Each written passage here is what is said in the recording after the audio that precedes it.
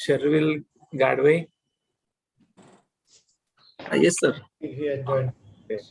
Okay.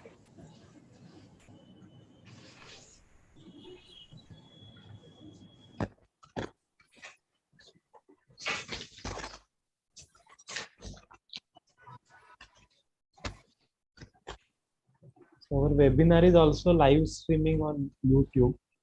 Okay. Oh, good.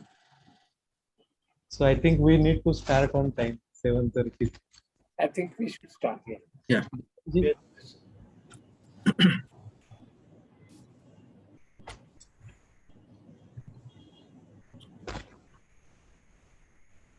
We can start, sir, now. Good evening, everyone, and a very warm welcome to all of you. First of all, expressing my deepest gratitude to all of you who are attending this webinar organized by Maharashtra Endocrine Society on World Thyroid Day. At the outset, I must express my deepest gratitude as well as thanks to Dr. Panelist sir, who took initiative for organizing this, and Dr. Patwardhan welcome. Also, IMA Aurangabad and Indian Thyroid Society, who agreed to coordinate within a minute. Also, let me sort of introduce all of you to our new society, Maharashtra Endocrine Society, which earlier there were very few endocrinologists in Maharashtra. Now we have almost up to 100 endocrinologists, and Maharashtra Endocrine Society is a formal society of endocrinologists across the state of Maharashtra. We organized the annual conference of Endocrine Society of India at Nagpur in 2019, and we will be doing more and more educational programs for all the stakeholders in endocrine care in near future, as well as for patient education. Also, today happens to be the World Thyroid Day.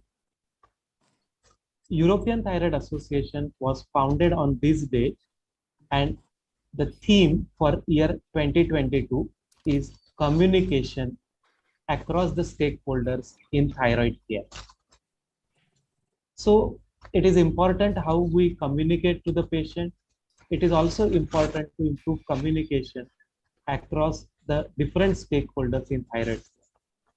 And I must tell you that though we see diabetes day in and day out, thyroid problems are equally common, at times really perplexing, and at least in the case discussions now, you will be seeing that like it's important to refer an myocardial infarction patient on time to a cardiologist, it's also important to timely identify a patient with a thyroid ailment and whenever necessary, take a timely help of an endocrinologist. Also, the theme of this program, which is first in this series, is a concept clarity seminars or webinars, as the case to case may be, whether we are doing it physically or virtually. And the aim of these is to sensitize everyone about common endocrine problems. At times, common endocrine googlies that you face from time to time, how to face them confidently, and when to take help of an endocrinologist in a timely manner so that the patient receives right care at the right time. Ladies and gentlemen, and all the attendees, as well as the esteemed panelists, speakers, and chairpersons, I am also privileged to share a message that is specially given for us from the President of Endocrine Society, Dr. Sarita Bajaj Madam. Greetings from Indian Thyroid Society. Thyroid disorders are very common, affecting around 200 million people of all ages worldwide, with almost half of them remaining undiagnosed due to a large range of symptoms. This has consequences for health and well-being. since thyroid hormones regulate processes that are essential to survival. Thyroid diseases include hypothyroidism, hyperthyroidism, thyroiditis, thyroid nodules, goiter, and thyroid malignancy. However, hypothyroidism is the most frequent thyroid disorder, affecting 1 in 10 adults in India, with a prevalence of 11% compared with about 4.6% in the Western population. It is associated with a 20% increase in all-cause and cardiovascular mortality. Nearly 1/3 of hypothyroidism patients remain undiagnosed and untreated, a disease which at best significantly reduces the quality of life and at worst can be fatal. And thyroid disorders affect more women than men. World Thyroid Day is an annual awareness day that was established in 2008 with the aim of creating and raising awareness of thyroid disorders, focusing on and educating about prevention and timely treatment of thyroid diseases through excellence in research, clinical care, education, and public health. World Thyroid Day and International Thyroid Awareness Week, May 22nd to 28th. The theme for this year is "It's not you, it's your thyroid," wanting to make it clear that thyroid disorders lead to symptoms that are often misinterpreted by those affected. World Thyroid Day, May 25th, is dedicated to thyroid patients and to all who are committed to the study and treatment of thyroid diseases worldwide. There is a need for an efficient and effective strategy to manage thyroid disorders.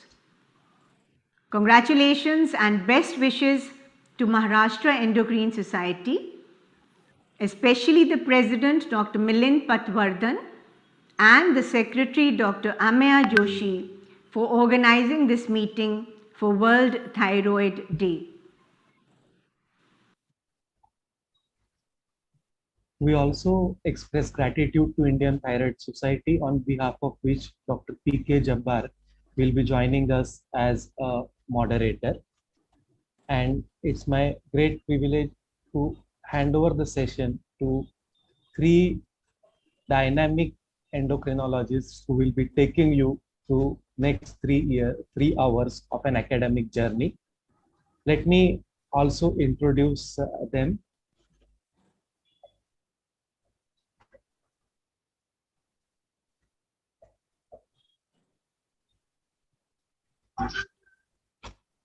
Dr. Amol Bukkan. I have seen him train in KEM endocrinology department as one of the most brilliant students. He is DM in endocrinology from KEM Mumbai, consultant endocrinologist at Hormone Clinic Aurangabad, has 10 publications in 10 international and 2 national journal publications, and is assistant professor at GMCH Aurangabad, SRTR Medical College Ambezogai, and GMC Latur, currently working as consultant endocrinologist at Aurangabad. It's my other 2 colleagues from Aurangabad who will be taking you through this are Dr. Kishore Kharche, is consultant endocrinologist at United Sigma Hospital Aurangabad, also at Mukta Hormone Clinic Aurangabad. He is ex-endocrinologist at Apollo Telehealth Services and ex-endocrinologist at SVS Institute of Neurosciences and Idea Clinics Aurangabad. And our third host for today is my dear friend Dr. Nilesh Lomte, always sporting a wonderful smile on his face. He is working as consultant endocrinologist at Hormone Care Clinic and Kamal Nayan Bajaj Hospital Aurangabad. He is a peer reviewer in international endocrinology journals with more than 10 national and international publications. He has won ESI TISA West India Zonal Award in 2016 and he's principal investigator in various phase 3 and phase 4 trials. It's over to the dynamic trio to take us to the next 3 hours. Thank you.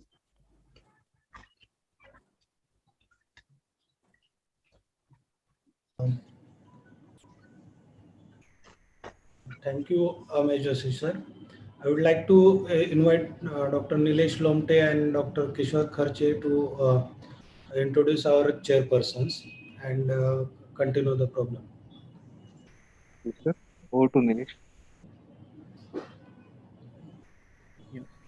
So, good evening, everyone. It's my pleasure to introduce today's chairperson, Nikarje. Dr. Nikarje sir is today's chairperson. He is a director of MCRI ICU and associate professor of medicine in MGM Hospital, Aurangabad, practicing at Aurangabad since last more than 20 years. Vice President of Indian Society of Critical Care Medicine and pioneer in starting BLS, ACL, ITLS courses and cadaveric organ donation in Marathwada region. And he is a faculty for National and State Level Conference of Medicine and Critical Care. So he has multiple publications. And welcome, sir, for today's session. Next chairperson is Dr. Anil Boralkar, sir. He is a senior physician practicing since more than 25 years in Aurangabad. He is a member of multiple associations like IMA, member of Association of Physicians of India, member of Association of American College of Physicians, and he has vast experience in managing the patient in ICU. He is a founder member of High Tech Other Critical Center at State of Art of Aurangabad. And welcome, sir, for today's session. And over to Dr. Nikarje sir and Boralkar sir for further proceeding. Over to you, sir. Thank Hello. you. It's very, yeah. Hello, good evening. Anand, you can start. Yeah. I think I again welcome everybody. It's a pleasant to see multiple people log in the evening for an academic session of endocrinology. I convey my best wishes to the conference organizers on this World Thyroid Day. And it's a privilege to introduce a very eminent speaker, Dr. Vaishali Deshmukh, Madam, Associate Professor of Endocrinology, Sassoon General Hospital and BGMC Pune. She's a consultant and head at Dinanath Mangeshkar Hospital and Deshmukh Clinic, Pune. She's invited faculty and she actually delivered more than 100 lectures in the CME webinars, interviews and conferences. She's a founder and secretary of NGO called as Peer. Deshmukh Clinic and Research Center is her working hospital. She has received awards like she's a gold medalist, a Profession Woman Award. She also received a Kanti Surya Pratishthan Award, Adarsha Mahila Puraskar, and Jivan Gauram Puraskar. Publications around 26. She's a mentor and teaching experience of 25 years. Author of chapter in 5 books and numerous press articles. Research in 63 global phase 2nd, 3rd, and 4th clinical trials in endocrinology and MBM research. Her special interest in mind-body medicine, neurobehavioral endocrinology, endocrinology in women. So with this introduction, I welcome Dr. Vaishali Deshmukh for her presentation. Thank you, sir, for that kind introduction. And let me thank the Maharashtra Endocrine Society for inviting me here today, for giving me this opportunity, and also the Indian Thyroid Society. I would like to thank Dr. Patwardhan sir especially and Dr. Fatale sir, of course Dr. Amir Joshi for organizing such a wonderful meeting, and Dr. Anil Boralkar sir and Dr. Nikarje sir for being here and guiding us through the program. So I'll start with I also see Dr. Chadda, sir. Good evening, sir. And to begin with, I will start with the topic for today. I'll share the slide. I hope the slide is visible. Yes. Yeah. So I'll be speaking Not on. yet. Madam? Yes, sir. It's visible. Yes, it is visible. Okay. So Yeah, now your slides are visible now. Yeah. Yeah.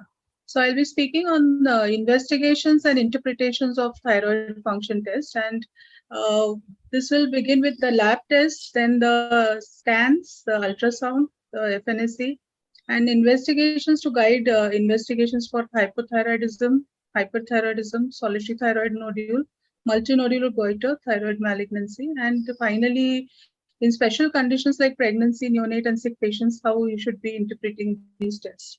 So just to start with, we know all this axis of the thyroid releasing hormone, the TSH the TRH stimulates the TSH, which stimulates the T3, T4, which in turn gives a negative feedback on the hypothalamo-pituitary axis. And this is how it interprets that when T3, T4 goes down, TSH goes high. So there is a reverse negative feedback mechanism through which the thyroid is functioning. Thyroid gland is known to secrete T3 and T4, and the thyroid hormone formation in this thyroid follicle is in combination with a protein called as thyroglobulin, and thyroglobulin along with these two molecules, T3 and T4, form the total set of thyroid lab tests that we analyze in our labs. So we analyze the thyroglobulin, we analyze the T3, the T4, and the TSH, which is a regulator of the thyroid hormone. This T3, T4 is a hormone which exists in two forms. One is a bound form to the thyroglobulin, and one is a free form. So there is something which is totally bound to this binding protein. It's 99% of the T3, T4 is in a bounded state, and very small amount is in an unbound state. But actually what acts at the tissue level is the free hormone and not the bound hormone. So in short, the bound hormone is a reserve and free hormone is the available active form of thyroid hormone. So when this 3T3 and 3T4 acts over the cells, the tissue cells, it gets converted from T4 to T3, and majority gets converted to T3, which acts on the cell, while 15% of it gets converted into a reverse T3. So this is how the whole metabolism goes about, and this is how we need to interpret thyroid function test when it comes to the physiology of it. So T3 and T4 is the major secretion, and 80% is in the form of T4 when it is secreted. 20% is in the form of T3, but when it goes at the tissue level, it's the reverse. So at the tissue level, T3 acts maximal. And as I said that when the T3, T4 goes up, the TSH goes down. When the T3, T4 goes down, the TSH goes up. This is the relationship. Now, what is the normal TSH? If you see the graph of a normal TSH distribution, this is an average population study, and you can see that the median and the mode and the mean of TSH falls somewhere between 1 to 2. Is the average level in a normal population. So this range, of course, varies between the intervals of 0.5 to 4.5, and that is why we say that this is the normal range of variation of thyroid hormone, the TSH. So there is something called as a lab normal range and something which is called as the optimal range. So optimal range for the body is somewhere between 1.3 to 1.8 as a TSH value. And we say that the lab range is ranging from 0.5 to 4.5. This is for the standard assays used.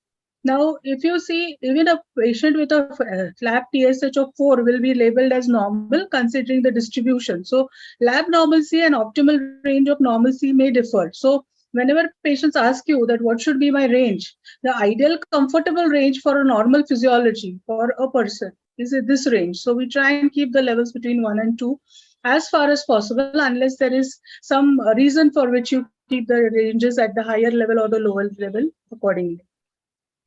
So what should we use? There is a question that we should use free hormone, total hormone. What is the role of the free and the total. So we know that there is something called as a high thyroid binding globulin state, and these are the conditions associated with, I will not go through it, but pregnancy, liver disease, wherever you have high protein binding, these are the conditions where actually you cannot depend on the total hormones, and then you think of doing free hormones as a primary test. So this is what we find over there. You find something called as a euthyroid hyperthyroxinemia. You get a high T3 and a high T4 level. So commonly this happens in pregnancy. You get reports which show very high T3, T4, and patients are referred to us saying that the patient has got hyperthyroidism. But these are patients actually who have high thyroid binding globulin, and that is why the total hormone is on the higher side. So in such a situation, it is preferable that you do a free hormone assay. Then similarly, you have conditions where you have low protein binding. So conditions like uncontrolled diabetes, alcoholism, or drugs like propranolol, danazol, especially the anti-epileptics. These are known to affect the thyroid binding globulin, and there you will get a falsely lower level of the thyroid hormone, and that is why it is better that you assess the condition of the patients based on free hormones. So especially your very highly uncontrolled diabetes patients, and especially those who are on these kind of drugs, it's better to use a free hormone assay, because you get this condition called as euthyroid hypothyroxinemia. So the patient is actually having normal free T3 and free T4, but the thyroid hormone levels are falsely low because the TBG is on the lower side. So you can have various conditions. Nephrotic syndrome is very commonly seen in medical practice, where you can get this condition. So whenever you are suspecting protein abnormalities, it is better to do a free hormone assay than a total hormone assay. And you can see that this chart has a complex of many conditions beyond what I've spoken in terms of what can cause binding abnormalities. So in short, what I can tell you is that total hormones has lot of association with the proteins. So whenever you are assessing total hormones and you suspect that this patient's hormone is high or low, and you don't really have a clinical judgment of it, it is better to go for free hormone assay and get the real picture. So free hormone assay gives you a true picture of what is wrong in the thyroid status. So where do you do free hormones in clinical practice? In pregnancy, in patients who are on steroids, in patients with nephrotic syndrome, in patients with hepatic dysfunction, in patients with critical care, in patients with obesity, and when you're suspecting subclinical hypo or hyperthyroidism and you want to confirm that it is really subclinical and not truly clinical. So these are the places where free hormones is indicated. Given a choice, free hormone is more specific, but there are a lot of limitations with free hormone assay. Though they are very specific, they are less sensitive for the lower levels. The assays are very labile. There is interference with the assay, which is very common. It's costlier, and not all labs have the quality control required for assessment of the free hormones. So one needs to understand that when you're doing a free hormone assay, you need to remember all these things, that if you're doing the free hormone, do it from a standard lab with a good quality control and in a good methodology, because the assay is very labile. So once you have done these assays, you have a possibility of having a decreased TSH and a high T3, T4, or a normal T3, T4. So you have either something like thyrotoxicosis, where there is high hormone level and a low TSH level. In such a situation, you'd go ahead with a thyroid scan to do a TSH receptor antibodies and an anti-TPO antibodies. If the anti-TPO antibodies are positive and the scan shows decreased uptake, the possibility is thyroiditis. If the scan shows a high uptake diffusely with a high antibody status, the diagnosis mainly Cure's disease. If you get a patchy uptake, it's a multinodular goiter. And if you have a single high functioning nodule, it is a autonomously functioning nodule. So it's a very basic diagnostic pathology. You can go into this as a clinician, as a general practitioner, as a physician. Of course, complications and different kind of scenarios do exist, for which I think further referral is required. When you have a low TSH and normal T3, T4, the diagnosis is subclinical thyrotoxicosis. Again, you follow the same pathway. You can reach through the early diagnosis of these conditions. If the TSH is low, the T3, T4 is low, it is central hypothyroidism. So the TSH right from the pituitary is falling. Here you go into the pituitary imaging. You look out for a hypothalamo-pituitary cause, which may be anything like a tumor, or it can be an empty cella or any other pathology which is affecting this particular area. So this is when you have a low TSH. What about a high TSH? And you have a high TSH, there is a possibility of a low T3, T4. And this is what you label as primary hypothyroidism, where you have a thyroid gland which is functioning less. And then you go in to do the anti-TPO antibodies. FNAC may be required when you have nodularity and you suspect malignancy probably. But otherwise, for a routine diagnosis of primary hypothyroidism, just an antibody assessment is enough, and you diagnose a chronic autoimmune thyroiditis, that is Hashimoto's thyroiditis, which is the commonest cause. You can also get a surgery history in the past. You can get a radioiodine history in the past, and also patients taking drugs like amiodarone and lithium can also manifest with these kind of manifestations. When the TSH is increased and the T3, T4 is normal, it is subclinical hypothyroidism. Again, you follow the same pathway and reach the same diagnosis. Now, when you have a high TSH and a high T3 and a high T4, which is a rare condition, again, you think of the pituitary. A TSH secreting thyrotropadenoma is a commonest cause for highly increased. But this patient is going to come as a toxic patient. He's not going to come as a hypothyroid patient. So clinical evaluation, most of the times we tend to see that patients come only with reports. They don't come with patients themselves. The relatives would get the reports. So it's very important to assess the patient with your reports directly. Don't ever treat reports in thyroid disease. Then coming to thyroid autoantibodies. So you have different thyroid autoantibodies, the anti-thyroglobulin antibody, the anti-microsomal antibody, and the thyroid peroxidase antibodies, and the thyroid TSH receptor stimulating or inhibiting antibodies, that is the TRAP. Now, what is commonly required is the anti-thyroid peroxidase, which I spoke to, which is positive in 100% of Hashimoto's nearly, and TRABs, which are positive in 97% of Graves' disease.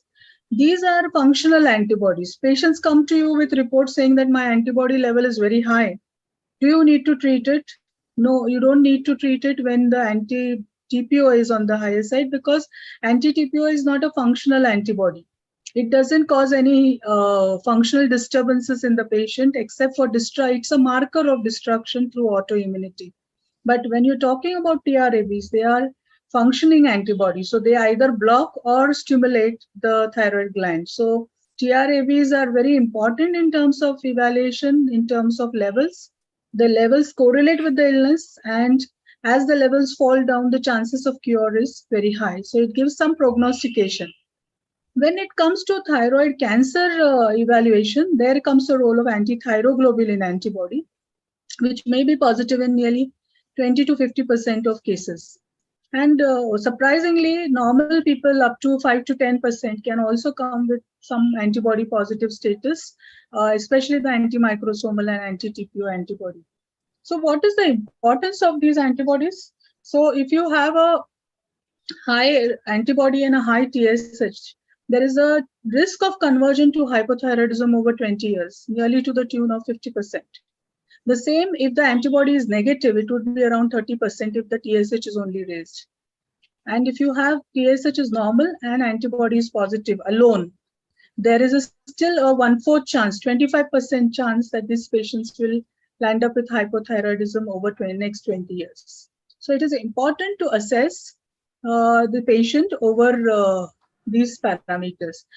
Secondly, antibodies also predict certain illnesses, like anti-TPO predicts that these patients are likely to go into postpartum depression, 3 times high likelihood of postpartum depression, high incidence of spontaneous abortions and recurrent pregnancy loss. There is a high chance of postpartum thyroiditis, infertility, IVF failures, and implantation failures. So thyroid autoimmunity has good sort of a predictive value in terms of identifying these conditions. Anti-thyroglobulin antibodies also you can see that 25% of differentiated thyroid carcinoma patients have antibodies to thyroglobulin detected within 3 months prior to the surgery. So they would come with positivity. And the preoperative positivity is actually one of the risk factor that these nodules will likely to be malignant. So that is a good predictive marker. Post-operative fall of thyroglobulin and the antibody, the thyroglobulin antibody, is a good prognosticating sign, and it may indicate whether the disease has gone or it's remaining. So for cancer, thyroglobulin antibody forms a better marker. So normally we tend to do thyroglobulin for all our cancer patients, but it is important to detect that with successful treatment of disease, the serum thyroglobulin becomes undetectable before the thyroid antibody, the thyroglobulin antibody. So when it is found that thyroglobulin remains, even after the antibody has disappeared, there is a high chance that that patient will have a recurrent disease and it will come back again. What about thyroglobulin then? Thyroglobulin has an important role in the monitoring of cancer patients, but it also helps in differentiating between factitious and endogenous hyperthyroidism. It also helps in diagnosing whether the congenital hypothyroidism is because of athyrosis or hormonogenesis. Then coming to the thyroid scan. So thyroid scan, it is mainly for the differential diagnosis of thyrotoxicosis. So in Graves, you would get a diffuse increase uptake. In multinodular goiter, you would get a patchy uptake.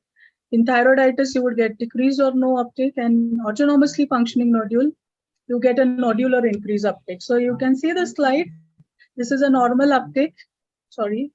This is a normal uptake. This is a uptake of diffuse Graves' disease. This is a patchy uptake of toxic MNG and toxic adenoma where a single hot nodule is seen. So this is the picture itself is clear enough to give you a diagnosis. And of course, you have the lab test to support them.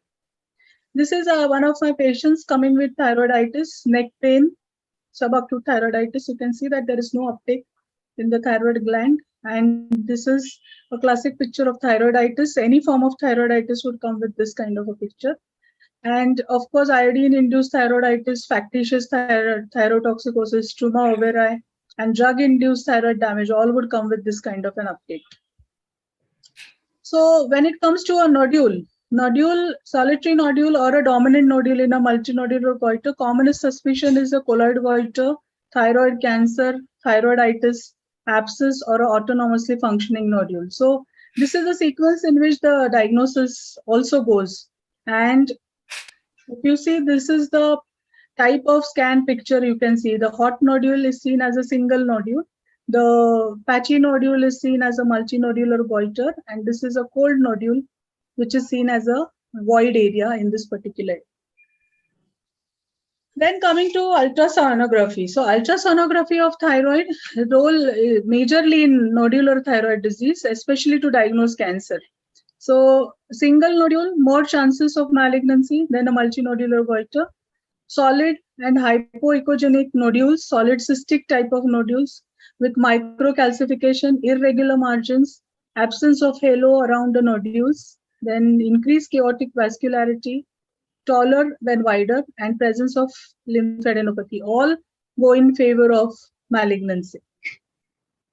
So you have different classifications. I will not go with the classification types, but you get commonly the Bethesda classification is used from stage 1 to 6, and 4 onwards, there is a high chance that the patient will have a malignancy. And the chances that the risk of malignancy goes above 15% is high after Bethesda 4. So if you see a FNSE report, which mentions the grade of FNSE as Bethesda 3, 4, be careful about these patients. You may not directly go into the histopathology, but the classification itself tells you that these are patients who should be operated. So when it comes to the diagnosis of disorders, you can have anatomical or functional diagnostic problems. And who would be at risk? So whom to do a thyroid function test? So anybody with a family history of thyroid disease, with old age, who have goiter, females in pregnancy or at menopause who are having symptoms or signs suggestive of thyroid disease, Then other autoimmune disorders like type 1 diabetes, rheumatoid arthritis, multiple sclerosis, pernicious anemia, all these would be at high risk of thyroid disease. So how do you investigate hypothyroidism? Finally, T3, T4, TSH, anti-thyroid antibodies, scan not routinely required. FNAC may not be needed if you are not suspecting malignancy. So there is no need to unnecessarily investigate patients further because I have seen that everything is being done in every patient. So that is not a need. So these are the guidelines. When the age is below 70 and above 70, based on the TSH value, you decide on treatment guidelines. I'll not go into the depth of that, but it is important for you to diagnose the thyroid condition based on the TSH level. So TSH is a gold standard. So for every patient where you suspect a thyroid disease, TSH is important. In Graves' disease and hyperthyroidism and multinodular goiter, it's very simple. TSH is low, T3, T4 is high. The thyroid receptor antibodies may be raised in Graves' disease, or the technetium scan shows increased uptakes, as I mentioned. So these are simple diagnostic tests. In thyroiditis, you would get the same picture, except that the scan would be decreased uptake and antibodies to anti-TPO would be positive, not the TRAB. Now, solitary thyroid nodule, there is a 4 in 1 lakh chance of getting a malignancy. So the reason why we investigate a nodule is not because we want to diagnose cancer, but because thyroid cancer is curable. So early diagnosis of you should not be missing a thyroid cancer in a thyroid nodule patient. So what are the investigations for these patients? You do a lab TFTs and see the function. You do ultrasound, you do a FNAC and do a thyroid scan picture of which especially if you have thyrotoxicosis, you need to do this. And in a solitary thyroid nodule, again, you go for ultrasound. Ultrasound shows less than 1 centimeter nodule or no lymph nodes. Then you don't need to do anything. You label them as benign. You can give a trial of suppression. If the nodule is more than 1 centimeter with lymphadenopathy, you do a FNAC and ultrasound. Look out for suspicious or malignant lesion and then go in for surgery. So these are simple diagnostic guidelines. So few slides on pregnancy and sick patients. So pregnancy, you can see that throughout pregnancy, the TSH remains below 2. So there is no time in pregnancy when TSH rises above 2 in a normal population. And if you see that normally this the trimester-wise ranges also, and antibody positive status of a pregnant woman normally also is not more than 5 to 10%. So there are a lot of changes in the pregnancy physiology. These are the ranges in first trimester, second trimester, third trimester, and in non-pregnant. So please interpret all these based on the trimester of pregnancy. So over here, these are the ranges which are maximum ranges in pregnancy. And even if you see various guidelines, they say that anything above 3 is needed to be taken with a pinch of salt and as a pathological TSH level in pregnancy. So pregnancy needs a separate interpretation. And what is important to understand is that the guidelines are followed in the same pathway that we deal in the non-pregnant women, but the TSH level from high and low changes in the pregnancy level. So pregnancy, if you have a TSH anywhere above the range of 5, you can see this 2.5 to 10 is taken as a suspicious range, and you look out for antibody positive in pregnancy. If the antibody is positive, then you still think of treating them with thyroxine if the ranges are above the reference ranges. So population reference ranges are very important. So anything above 10 definitely you will treat, but anything between 2.5 to 10 needs to be investigated further with the antibody positive status. So I'll not go with the guidelines, the further pathology for the screening, but what we need to remember that in pregnancy, free T4 and free T3 is the gold standard. Because we get a protein binding excess state in pregnancy, and you can interpret hyper and hypothyroidism only based on the free hormone assay. You don't go in by the total hormone assay. Total hormone may be increased in normal pregnancy also. So you may not label these patients as thyrotoxicosis unless the free T4 is also on the rise and free T3 is also on the rise. So it is important to differentiate thyroid function based on the free hormone level in pregnancy. Then coming to critical care. Critical care, we have, it's a catabolic state. So in, especially we have seen this happening in COVID. So patient is a sick patient, and we have these three conditions, CQ thyroid syndrome, and it's a second name for this is non-thyroid illness. So what are the changes? The hormones may be either low, they may be normal, or there may be an increase in the reverse T3. The TSH may show normal, increase or decrease. So in short, you cannot interpret the thyroid function because nearly 20 to 25% of hospitalized patients have isolated TSH abnormalities. And at recovery, the TSH may be normal, low or high. T3, T4 may be normal or low. So it is important to understand that TSH is first to recover when the patient is recovering because it's a catabolic state being converted into the anabolic state. So where do you really advise thyroid function in critical care? Ideally, you should not do any thyroid function in critical care unless you're suspecting a thyroid storm, myxedema coma, or atrial fibrillation, or a comatose patient with a goiter or a polyglandular autoimmunity. Now, does a thyroid storm investigations differ? No, they don't differ, but the setting differs. So you look in for hyperthermia, electrolyte abnormalities, hypoglycemia, blood gas anomalies, and arrhythmias. So it is not the lab test which differ. Lab test. So please don't diagnose thyroid storm based without the patient being inside. So that is important to be understood. So coming to the some few slides on the cases.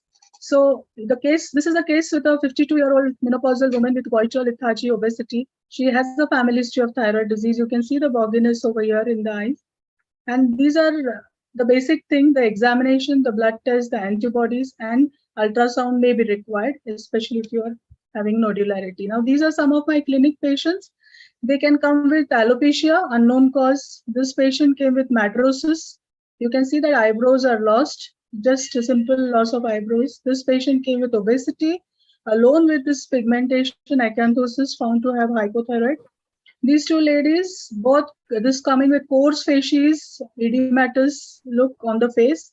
This patient also came with that, but both, this is a central hypothyroidism, this is a primary hypothyroidism, both severe in nature. She had panhypopituitarism, and you can see the facies itself describes that these patients are likely to have hypothyroidism. In children, there is prolonged jaundice, delayed milestone, growth delay, short stature, mental retardation, pubertal disorders, and menstrual disorders. So this neonate coming with macroglossia, delayed, this is a cretin baby. This is a 9-month-old girl who came with inability to hold her neck at 9 months of age. So delayed milestones. This child, 6 years old, came with diabetes, with obesity, found to have hypothyroidism. This girl, 19-year-old, you can see no secondary sexual characters, Turner syndrome diagnosis with wide carrying angle, and found to have severe hypothyroidism. This girl coming only with hirsutism and no other sign, and found to have hypothyroidism, subclinical type. This girl coming with obesity, acne, acanthosis, and found to have hypothyroidism. This interesting case coming with mass over the tongue was referred from ENT OPD, and the scan showing a lingual thyroid. The patient was supposed to be operated, but treated effectively with thyroxine. The mass disappeared with thyroxine therapy. No need of surgery. So this is the only thyroid, lingual thyroid. So in our patient, what is the next thing which a normal physician would do? So such a patient who comes to you, the first thing would be to do a TSH, which would be definitely increased. Then the treatment would be definitely thyroxine. And this is a second case. Again, this 40-year-old woman coming with weight loss, fatigue, tremors, goiter. And you can see this lady, she's having this stare. She has this diffuse goiter. This lady also, she doesn't have a stare, but she has a bogginess in the eye and she has a diffuse goiter. This girl who came with proptosis treated, then landed up with ptosis. So she was Graves with myasthenia gravis eventually. Then this patient with proptosis, with squinting and wide eyes coming with Graves' disease. So this patient, what would be the next thing? Again, do a TSH, which would be definitely low for this patient. Then the scan would show increased uptake, of course, and the treatment would be carbimazole, methimazole, or any anti-thyroid drug. And if there is no response to above, you think of radioiodine therapy. If there is no response to above, you think of surgery. This is a third patient who is a 60-year-old woman with a large nodular goiter. No other symptoms. She didn't have any other complaints. Now, this is a man who came with multiple nodules. No other. This is an interesting case who came with a retrosternal thyroid.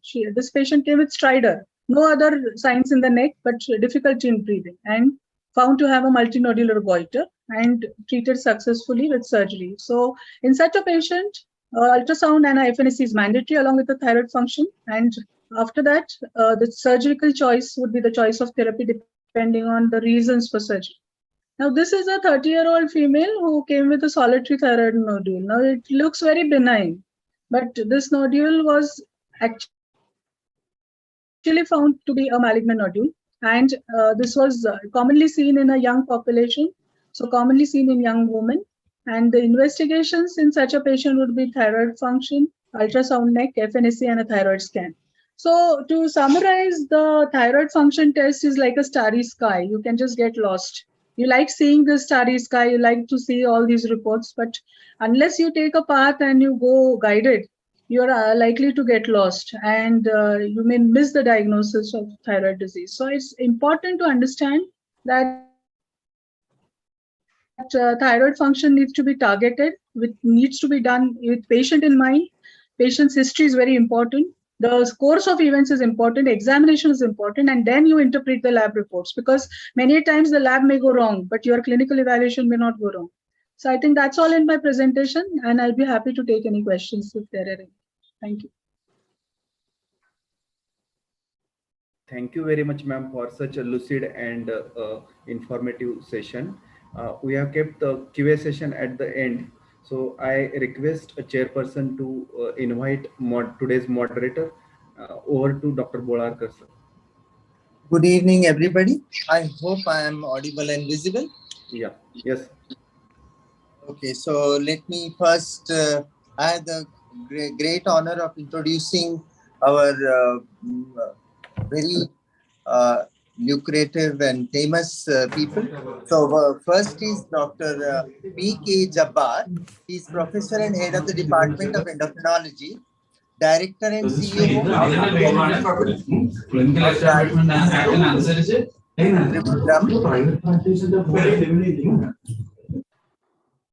Hello, can you hear me? Yeah. I can, please. He's been a postgraduate teacher and a principal investigator, chair of ISICON 2017, organizing secretary RSSDI 2010, and contributed to various textbooks of medicine. He has a whopping 135 papers in journals, presented papers in various endocrinology meetings, and is a regular examiner for various universities like DM and DNB courses. He is a medical council inspector and DNB assessor. The next luminary is Dr. Manoj Chadda. He is a consultant endocrinologist at PD Indica Hospital, Mumbai, Hope and Care Center, Navi Mumbai. He has a vast experience, and in DNP endocrinology, he is a DNP endocrinology in 2018.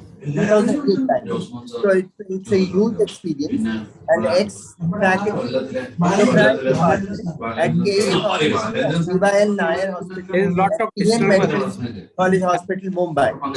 He is trained in trained in use of artificial pancreas, which is called biostator, at University of Ulm, Germany. He is a past president, Endocrine Society of India, ESI, 2017 and 18, past president, Indian Society for Bone Mineral Research, ISBMR 2015 to 19. He's a member of Asian Pacific Regional Committee of IOF. So besides this formal word, let me add to you. Besides these formal words, let me add, Dr. Manoj is an excellent speaker and a lucid orator. I remember changing my methods of treating patients after listening to him over years in many conferences for the physicians. In fact, I learned to advise free T3, T4 and TSH and ultra-sensitive TSH only after his thyroid oration in one of the Mumbai conferences. So I'm very glad that both of big stalwarts are with us, and we're going to have a very nice session. So over to the next speaker. Thank you. I request all the delegate and faculty, please unmute yourself. There is a noise in between. Exactly. I was getting a lot of noise. Yes. And I request Dr. Kishore Kharche sir to invite next speaker, Dr. Fatale sir and Aute madam. Okay, good evening everyone. For next session, I invite Dr. Pratibha madam and Dr. Fatalis sir, who are going to having few cases and clinical discussion. Dr. Hemant Fatalis sir, he is basically DM endocrinologist, having his own institute, Samrat Endocrine Institute. He was faculty in Asia Pacific Obesity Conference. Dr. Kishore, are you using two devices, Dr. Kishore? There are a lot of echoes. Exactly. Clear now, sir? Now it's clear. Please proceed. He was faculty in National Obesity, National RSSDA, National Gynae Endocrine, ESICON, and various state and regional conferences. He is the organizing chairman in National Obesity Conference, Aerocon 2018 at Aurangabad. He was faculty in Scope Certificate by World Obesity Federation in 2018. He has trained more than 100 physicians and gynecologists in certificate course by PHFI. He has established Unique Childhood Obesity Center in 2006. He is the Vice President of Maharashtra Endocrine Society since 2022, and he is a member of ESI, RSSDI, AERO, API, ISP, and DIPSI. Welcome, Dr. Fatale, sir. Our next speaker is Dr. Pratibha Pawar, madam. She is a consultant endocrinologist at Spandam Super Specialty Clinic, Aurangabad. Consultant endocrinologist at MGM Medical College, Aurangabad. She has worked as an assistant professor, Department of Endocrinology at Nair Hospital, Mumbai. She is a joint organizing secretary for National ISBMR Conference in 2014. She has a poster presentation at national and international conferences, and she has received A.V. Gandhi Award for DM thesis on vitamin D. So welcome Pratibha madam and Dr. Fatale sir. Over to you for the next session. Thank you, Kishore, for the kind words. Welcome, sir. Over to Pratibha. Yeah. Thank you, sir. I would like to thank at the outset to Maharashtra Endocrine Society and IMA Aurangabad for giving me this opportunity to be here with you all and share my clinical cases. So today we'll be discussing topic given to us for the today's discussion is case discussion about when the TSH does not come down despite of optimal thyroxine dosage.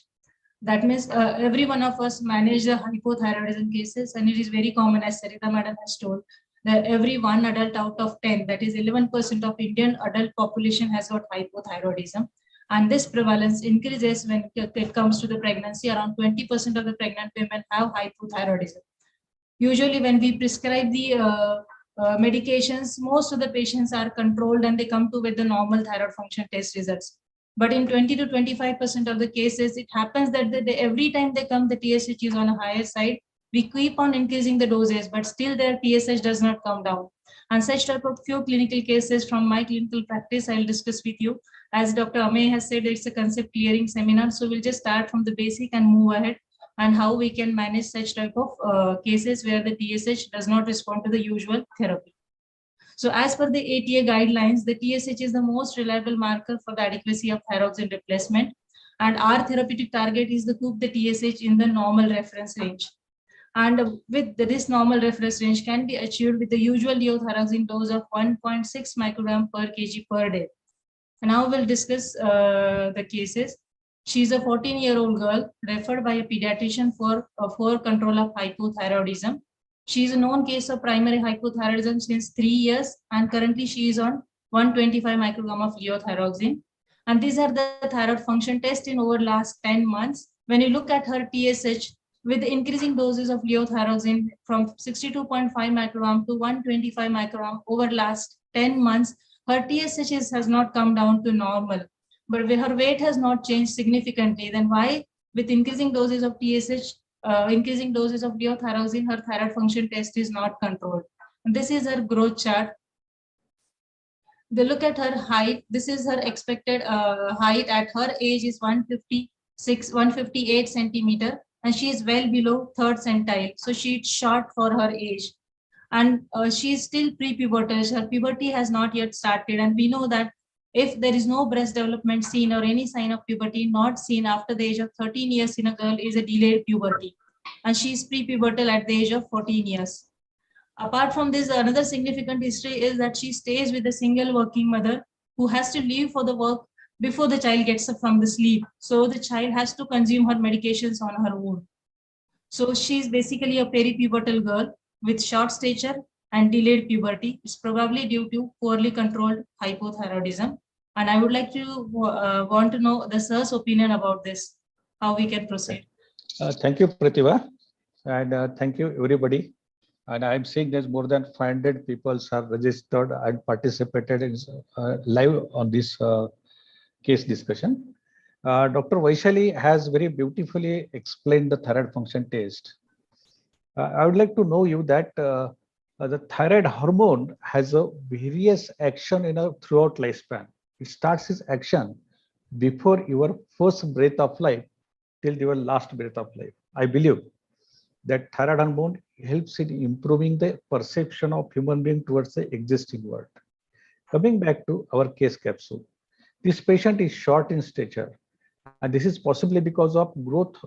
The thyroid hormone is important for the growth hormone secretions, and it is one of the treatable growth hormone deficiency, and hence this because of long-standing uncontrolled hypothyroidism, she remains short. Friends, I would like to inform you that whatever lost height is lost forever.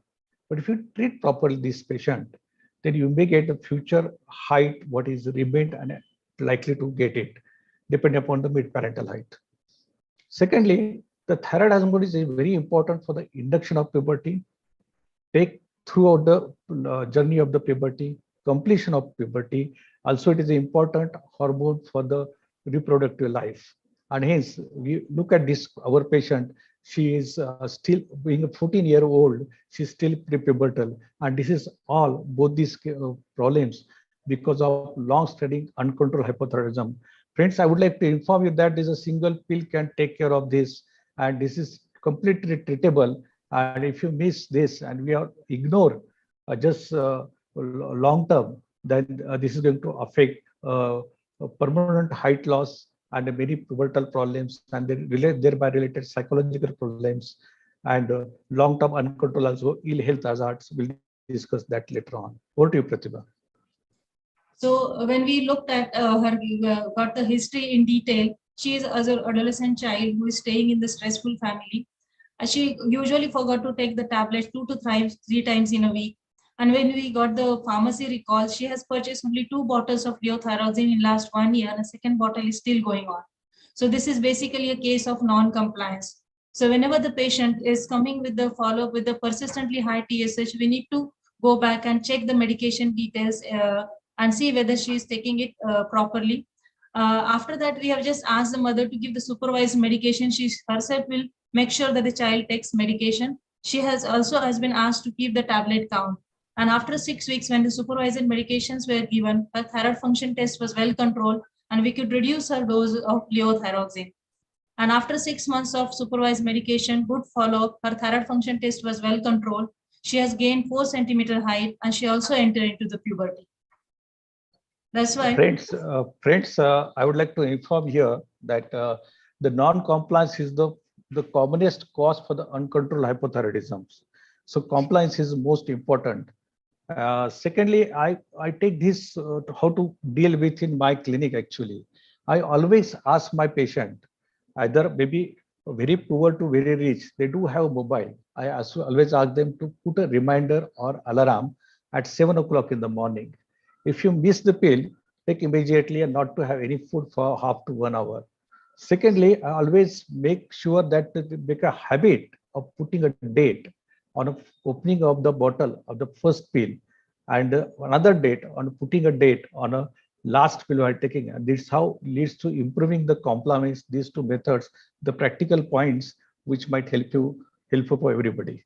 Over to you, Pratibha. True, sir.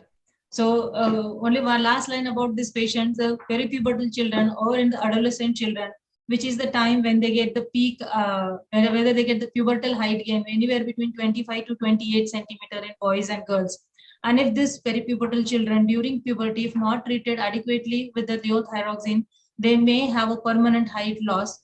Also, it causes delayed puberty, which has got a psychological impact in patient's life. It may deteriorate their scholastic performance as well. So these children need to be monitored very carefully. Let us move to our next case. So she is a 15-year-old girl referred for poor control of her hypothyroidism. She is known case of primary hypothyroidism since 4 years. And currently she is on 150 microgram daily, which comes to around 2.42 microgram per kg per day, which is way above our usual dose of 1.6 microgram per kg per day. She studies in 6th standard and she takes her breakfast, lunch and evening snacks at school. She has achieved menarche 3 years ago, but her cycles have been irregular since last 1 year. And this is her growth chart. When you look at her weight, her weight is at 90th centile. Her height is at the 10th centile, which is below her mid-parental height. And when you look at her BMI, which is in the obese category, so she is an obese, short girl who is known case of hypothyroidism, poorly controlled. On clinical examination, she looks pale, there is puffiness of face, and the soft to firm goiter was present. And these are her investigations. Her TSH is 32 on 150 microgram of levothyroxine, and her hemoglobin was 9.8. Her hormonal profile was also done for her irregular cycles, which was normal. Apart from this, one more important history is that for her hemoglobin of 9.1, the local doctor has prescribed her iron syrup. And once she gets up from the sleep, she consumes thyroxine as well as iron syrup together and she moves to the school. This is her history. So I would like to know sir's comment on this. Friends, history is very important in dealing with the era of investigations. Those short is not that short as our previous case of 14-year-old. There is some recent change which has occurred that she has been recently 2 years back been admitted put into a boarding school where the food was made compulsory from the school. Like it has been mentioned, like breakfast, lunch, and evening snacks the whole day from 7 to 5 p.m. school. She was consuming at food school, and the school does have used the soya containing wheat flour for the preparation, just because soya is a good protein source for the kids. But this soya always interferes in the absorption. Along with that, they also use the soya oil also, and that makes an emulsion over the gastric mucosa, and that leads to again create an absorption problem. So friends, though the foods which get all foods that cause absorption difficulty, which may be soybean is one of them, iron preparation one of them, and then these can interfere in the absorption, and hence history is very important. And if you make them aware, the family, about this, simply avoiding the iron, taking iron in the night rather than in the morning, and secondly, replacing the food with the home food is going to solve this problem in these patients. We need to give a referral letter to the head of the school stating that the home food should be allowed. Over to you, Pratibha. Yes, sir. So dietary considerations are very important when we are managing a case of hypothyroidism. And when somebody comes with a persistently high TSH, this is one of the important factors which can be easily corrected. We know that the levothyroxine absorption is maximum when it is taken on the empty stomach. And these are the few contents like soybean, coffee, iron, calcium supplementation, antacids and sucralfate. These are the commonly taken preparations on the empty stomach. So we need to take care of this and advise the patient accordingly. This will significantly contribute for the suboptimal absorption of the leothyroxine. So always, whenever I treat a case of hypothyroidism, when we prescribe the leothyroxine to this patient, it is our duty to explain the patient about the dietary modification, how this tablet is to be taken, which all medications we should avoid when we are taking these tablets. And we also need to look at the other medications that patient is consuming along with the leothyroxine at each visit. Yes, it is very important that the patient should consume the pill in the morning, empty stomach, and should not have half to 1 hour. That is very important. Secondly, the PPI and sucralfate is OTC drugs, and people without informing doctors also, they don't think so. It is very important to tell doctors, and it takes or keep on taking for the months and years together, and that always creates a problem. It is we should dig out the history and such that will help us in the managing the patient. So let us move to our next case. He is a 29-year-old male who is referred for non-achievement of normal thyroid function test in spite of being on 200 microgram daily leothyroxine. That comes to around 2.4 microgram per kg per day. He also complains of weight gain in recent year, also puffiness of face. He has been diagnosed with the epilepsy since last 1.5 years, and he is taking carbamazepine. He is overweight, he is obese with BMI of 27.7, and he also has got a firm goiter. And when we look at his thyroid function test in last 8 to 10 months, his TSH has been persistently on a higher side with gradually increasing dose of leothyroxine. His dose has increased from 125 microgram to 200 microgram in last 7 to 8 months. Still, his thyroid function test is not well controlled. And he also has got dyslipidemia, probably because of his obesity, insulin resistance. He also has got a dyslipidemia. Urine protein has been done for his puffiness of face, which was normal. So when we discuss dietary factors has been taken care of, he does not consume any other medication apart from leothyroxine in the morning hours, and his compliance is good for the medication.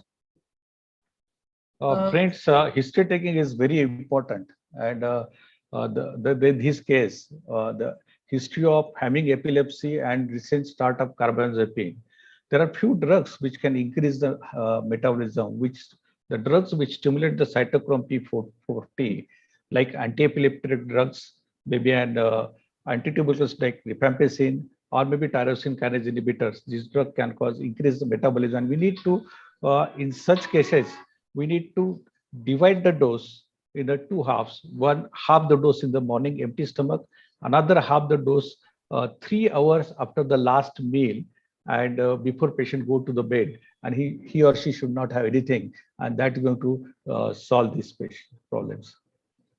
Right. So because this is very important, we need to look at the other medications which will increase the requirement of leothyroxine. Apart from this, weight gain is an important factor. Basically, 5 to 7% weight gain will cause the additional requirement of leothyroxine. So this patient's dose was modified. He was also advised via lifestyle modification, and metformin is given in the way of obesity, insulin resistance. And with this therapy, he also lost weight. And with that, when we look at his thyroid function test after his lifestyle modification and the details advised, his thyroid function test was well controlled with the 175 microgram leothyroxine, and his lipid profile also improved. This is again an important. Sorry. Yes, sir. Friends, while managing patient, we should have a whole patient look at. You never ever ignore the weight of the patients. Overweight and obesity is always associated with some kind of comorbidities like hypertension. Hypertension is directly proportional to the degree of obesity. Higher the weight, the higher the blood pressure, and the blood pressure related comorbidities as well. The overweight and obesity is along with the sedentary lifestyle with strong family history of diabetes, they are associated to varying degrees of dysglycemia. This rising blood pressure and varying degrees of dysglycemia, they are associated with increased atherosclerotic and related vasculopathies. So we should always be aware, and we should take a chance of counsel the patients for the importance of lifestyle modification. And in the light of lifestyle modification, in this patient with metformin, we see a significant weight loss and improvement in his lipid parameters, and says long-term health-related vasculopathies can be prevented. Yes, sir. Thank you so much, sir. So let us move to our next case. He is a 57-year-old male.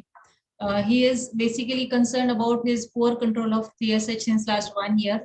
He is known case of hypothyroidism since 15 years. Currently, he is on 225 microgram per day of Radiotherapy, but still her TSH is not in the normal range. He is having normal BMI. He was well controlled with Radiotherapy 112 to 125 microgram daily since last 10 to 12 years. It is just the recent change that his thyroid function test is not controlled. He was lost to follow-up during COVID lockdown. He could not travel to his original doctor for his thyroid function test management. And he continued to buy the medications from the local medical store in last 1 year. And these are his thyroid function tests. This was his thyroid function test before the COVID era. That was well controlled between 112 to 125 microgram dose of Radiotherapy. But after that, his thyroid function test remained uncontrolled in spite of gradually increasing doses of Radiotherapy. And currently he is on 200 microgram dose, which is very high for his age and weight, and still his thyroid function test is poorly controlled. So I would like to know sir's advice on this, how we can go about it. Friends, don't run behind the name of generic. Levothyroxine of any brand is such a cheapest drug available, which is cheaper than even a chocolate which is available on over the counter. So if you would like to have a branded drug, there is a quality assurance, and the same is the case. If you replace this drug to any branded drugs, the dose will definitely go down and patient will improve. Right, sir. So when we asked to get his bottle of Radiotherapy, whether he's taking properly to check the compliance, we noticed that he was taking generic preparation of Radiotherapy, and each time he used to get a different company, generic company for this Radiotherapy, and that was the reason for poor control. So always, whenever we see a poorly controlled hypothyroidism, before increasing the dose, we need to check his medication box and look at the thyroxine preparation, whether it is appropriate. So we'll move to the next patient. He is a 17-year-old male. He was a known case of Graves' disease and received radioactive iodine therapy 3 years ago. And currently he is here for the poor control of TSH. His Radiotherapy dose has increased from 125 microgram to 225 microgram daily in last 1 year. And his TSH fluctuates between 25 to 40. And his last TSH is 31 on 25 to 25 microgram of Radiotherapy. He is not taking any other medications apart from this. His compliance is ensured. He is taking it regularly. His weight is 58 kilos. There has not been any weight change in last 1 year. His physical examination is otherwise not remarkable. It is normal. Only other associated factor is that he has been diagnosed with iron deficiency anemia. So I would like to know sir's comment on his clinical picture and other things. This is a 17-year-old boy, and that's how he's deteriorating, is not getting control also with iron deficiency anemia. We always keep in mind there is besides the food and besides drug, there is something else which can interfere in the absorption of the drug.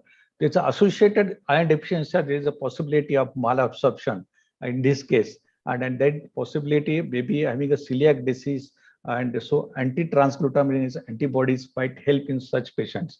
Besides that, there is a long-term H. pylori infection also can interfere in the absorption, and the long-term lactose intolerance because of chronic GR disease also can cause disturbances. The further investigation will help and guide us for the exact cause for it. Right, sir. Yes, sir. So we have taken care of the other factors. We have taken the bottle count. We have asked the compliance was reassured. His dietary factors are taken care of. Still, his thyroid function test was not controlled. So decided to evaluate him for the malabsorption of the Radiotherapy. And as sir rightly said, his Celiac screen was positive. His TTG type of antibody was positive and diagnosed with autoimmune celiac disease. So basically, sorry, Pratibha. Here it is important that there are two autoimmune disorders are together.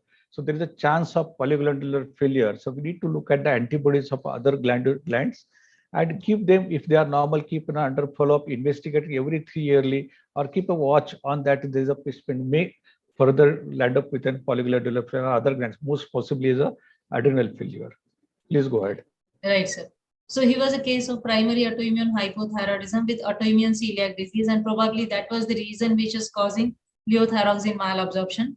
Endoscopic biopsy has confirmed the diagnosis, and after this he was been advised a gluten-free diet, and this gluten-free diet was reinforced at each follow-up visit. He has been advised to meet dietitian, ensure that he is taking gluten-free diet regularly, because the compliance is very important in this long-term disease. After the giving gluten-free diet and ensuring his compliance, his thyroid function test was well controlled. We could reduce his levothyroxine dose. His anemia has improved. And last 1 year, he was having bone pains here and there, where he could not get the answer for that. He continued to have calcium preparation intermittently, vitamin D, but still his bone pains were persistently. And after giving gluten-free diet and good levothyroxine doses, his bone pains disappeared. And now he is very happy that his things are settled. As sir rightly said, we need to evaluate for the other autoimmune disorders also. So this patient underwent further evaluation. His vitamin B12 was normal. His antiparietal cell antibody test was negative. And his serological test for H. pylori was also negative. So such type of patients where we take care of other factors and still we cannot get the cause for his higher doses of levothyroxine, they need such type of extensive evaluation for the malabsorption. So very few patients need such type of evaluation to reach to a diagnosis, but definitely these disorders do have other implications on the health, which can be diagnosed early and treated. Like in this case, celiac disease will cause persistent anemia, which is again an important factor for the growth failure. Again, this undiagnosed celiac disease, if it remains untreated over a longer period of time, it will affect the bone health. And this is the time when this patient is going to achieve the peak bone mass. And if this disease was not diagnosed on time, he may develop osteoporosis at an earlier age and at a higher risk of fracture, and which can be totally avoided. And we could reach to a diagnosis of celiac disease because we have tried to see why this patient is requiring such a high dose of levothyroxine. And because of this, we could get a diagnosis of celiac disease before he develops any symptoms for that, or maybe overt symptoms. So this is again a next case, 57-year-old female who is a bank manager, known case of hypothyroidism since 6 years, and she has been referred for the poor control of hypothyroidism since last 1 year. Initially, she was very well controlled. So these are her thyroid function tests in last 6 to 7 months. Look at her TSH, which is persistently on a higher side when her levothyroxine dose was increased from 100 to 175 microgram. And over a period of time, when we look at her, she has not gained weight significantly to cause such an increase in the increase in the requirement of a levothyroxine dose. Other important history in her case is that when she consulted on May 21 with TSH of 15 and levothyroxine dose of 100, weight of 56 kg, her TSH was on a higher side. She was on 100 microgram, but she did not have any symptoms of hypothyroidism. But because her TSH was on a higher side, her dose has been increased over last 6 months. And with the gradual dose increment, she actually started getting thyrotoxic symptoms. Initially, she was asymptomatic with a higher TSH. And with increasing doses, she developed thyrotoxic symptoms in terms of she lost weight, she has palpitations. And in spite of being this high dose of levothyroxine, her TSH is still on a higher side. So I would like to know sir's comment on this. What should be done next in this case? Friends, you always treat the patient and not the reports. As we are seeing, the patients with 100 micrograms has a clinical symptoms and signs of hypothyroid disappear. And the moment you try to increase the dose, on the other hands, the thyrotoxic symptoms were appearing, and there is some loss of weight, which is also occurring. So possibly we are dealing with the TSH antibody, mouse-related antibodies, the interference in assay. In such patients, instead of using different type of assay, like instead of TI, you should go after the immunofluorescence assay and do the TSH with the different assay. You might get a proper answer, and your dose of 100 microgram might be correct. Right, sir. Right, sir. So definitely we should not look at the reports and biochemistry. We should look at the patient, as Vaishali madam rightly said. So clinical judgment is always important than the biochemical reports. So this is about the clinical cases, and this is a very good article about the refractory hypothyroidism. What is refractory hypothyroidism? So primary hypothyroidism, when there is a biochemical evidence of hypothyroidism, that is TSH persistently above 4.5 after 6 weeks of dose change of levothyroxine, or clinical symptoms of patients does not resolve after 6 weeks or after 1.9 microgram per kg per day of levothyroxine. So there is persistence of biochemical or clinical hypothyroidism in spite of being maximum dose of levothyroxine, which can be used and which gives the usual normal person a normal thyroid function test. And this is the multicentric study done by Weissman et al. From Brazil. 21% of the patients who are known hypothyroidism and they are on levothyroxine continue to have TSH on a higher side. And these are the 28% of these patients we are discussing today who do not get their TSH under normal control with the usual doses of thyroxine. And so the diagnosis of such type of refractory hypothyroidism is both art and science, like we have discussed how we should approach systematically. So whenever we see such kind of patients where the gradually increasing doses of TSH is always on a higher side with the continued visit, we need to take a stop and reassess the case. You can might in busy OPD keep a patient's file aside and study it later on when the time permits. But definitely we need to give a thought on this type of patients. Everyone will not need such type of attention. So refractory hypothyroidism could be because of non-pathologic causes or pathologic causes. And these are the non-pathologic causes we have discussed, which are very simple to look at in the clinical OPD and easily modifiable. So non-compliance, dietary factors. Pregnancy is an important factor. So pregnancy will need 30 to 50% dose increment after conception, and their dose will go on increasing till 5 months. So we need to assess pregnant patient every 4 to 6 weekly and increase their dose to keep the TSH optimal.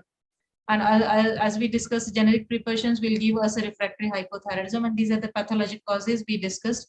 Among these is sudden weight gain, malabsorption. Nephrotic syndrome will cause the loss of albumin-bound form of levothyroxine, and that is why it causes the refractory hypothyroidism, and they will need increasing doses of levothyroxine. Moment the nephrotic syndrome is well controlled, albuminuria is taken care of, they will be now having normal thyroid function test with the original doses of levothyroxine. And these are the other rare disorders like resistance to thyroid hormone and Addison's disease. Why we are discussing here, why we should discuss the refractory hypothyroidism. It has got implications. So whenever we go on increasing the dose of levothyroxine, patient will fluctuate between the hypothyroidism and subclinical thyrotoxicosis with suppressed TSH. And this suppressed TSH will have effect on the bone integrity. And it has been shown that the persistently TSH in the lower normal range or in the less than 0.05 will cause the increased risk of hip fracture as well as the increased risk of osteoporosis. It also associated with the lower TSH or suppressed TSH will have got a risk of tachyarrhythmias. It also causes left ventricular hypertrophy. And sometimes we know that as endocrinologist or any other, being a patient case of a post-cardiac MI or it is an angina, we try to give the lower dose of levothyroxine, but sometimes the TSH is maintained at a higher than the normal range. And this is again responsible for the masked hypertension.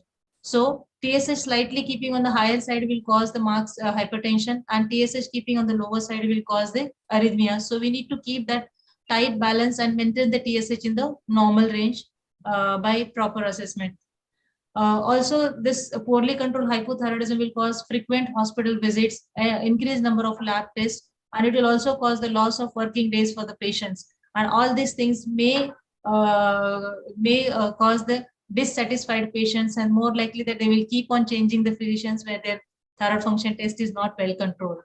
And all these things can be avoided by doing the systematic evaluation.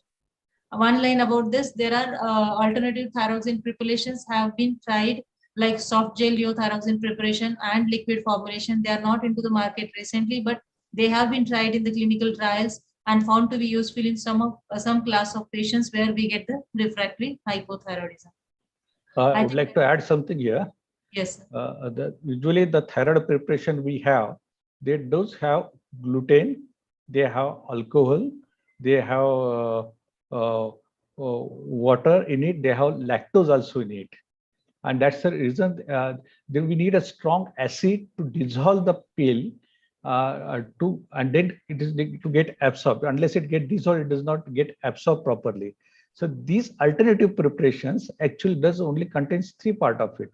It does contain the glycerol, the levothyroxine, and water, nothing else.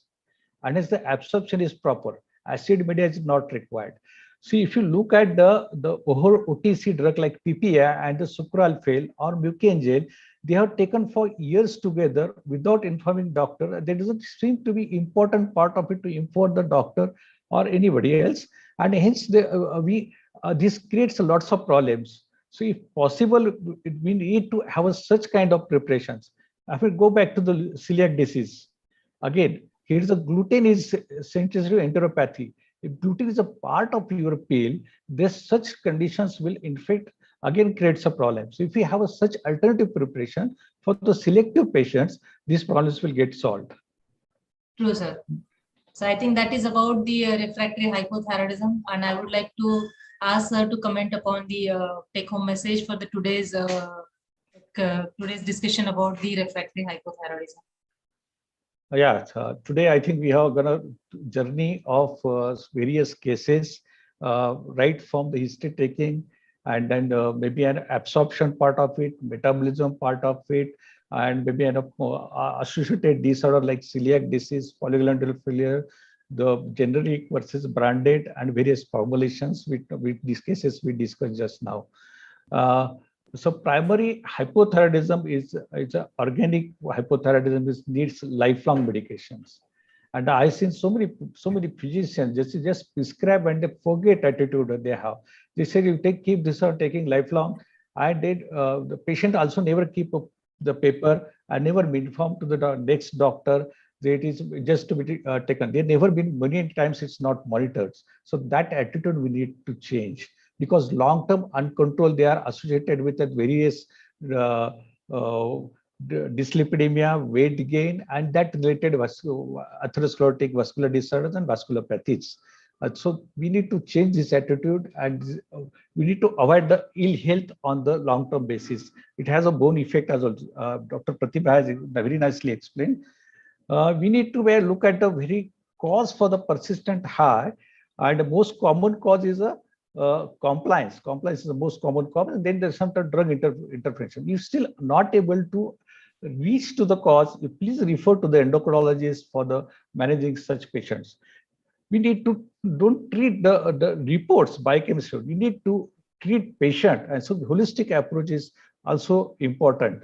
If you pick the disease early, like the case or case 1 and case 2, we have lost height. The lost height is lost forever. Long-term uncontrolled leads to dyslipidemia, weight gain, insulin resistance, and that related problems.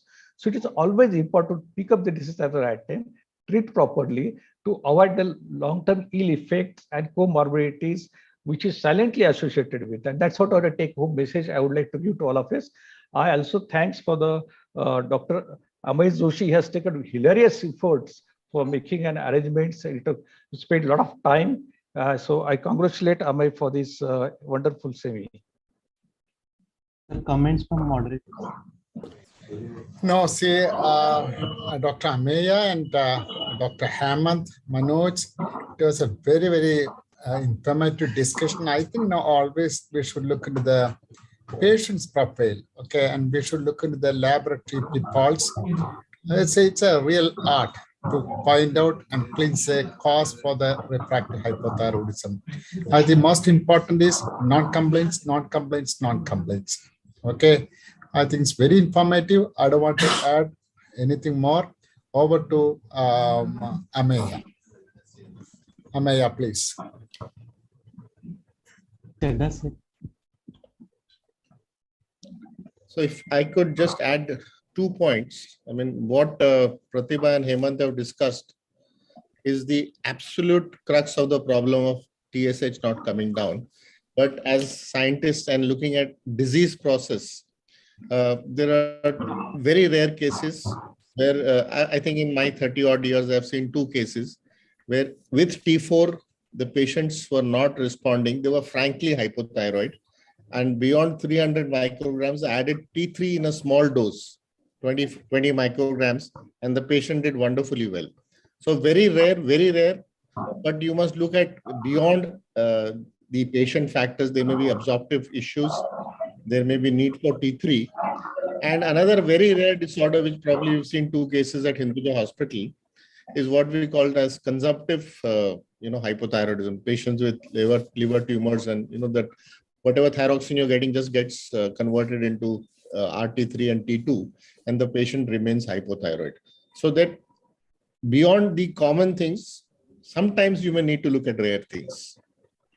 I think I agree with Dr. Manoj sir. I think there is a hemangioma is sometimes should be deadenase activity, and that also was this one of the rare 2 cases I came across by a journey of 25 years. Thank you, Pratibha Paul Madam, for such an excellent, interesting case presentation. And I also would like to thank Fatale sir for expert comments. We have a few questions, so we'll start with questions. First question is to Pratibha Paul Madam. How to treat hypothyroidism and hyperthyroidism in pregnancy? So just like Vaishali Madam has described, first thing is hypothyroidism pregnancy. Why it is important? Because we need to diagnose it early in first trimester. That is the time when the baby's neurodevelopment is happening. And we need to continue management till 9 months of pregnancy to have a good outcome of pregnancy, to avoid the premature delivery and poor weight gain in the baby. So we need to look at the TSH during pregnancy, and we need to increase the dose of Thyroxine between 20 to 50% from the baseline once the pregnancy is confirmed. And we have to monitor the TSH every 4 to 6 weekly till first 5 months of pregnancy, and keep the TSH below 2.5 in first trimester and below 3.0 in second and third trimester. That is in gross. But as Madam has shown the chart, we need to also look at the anti-thyroid peroxidase antibody test.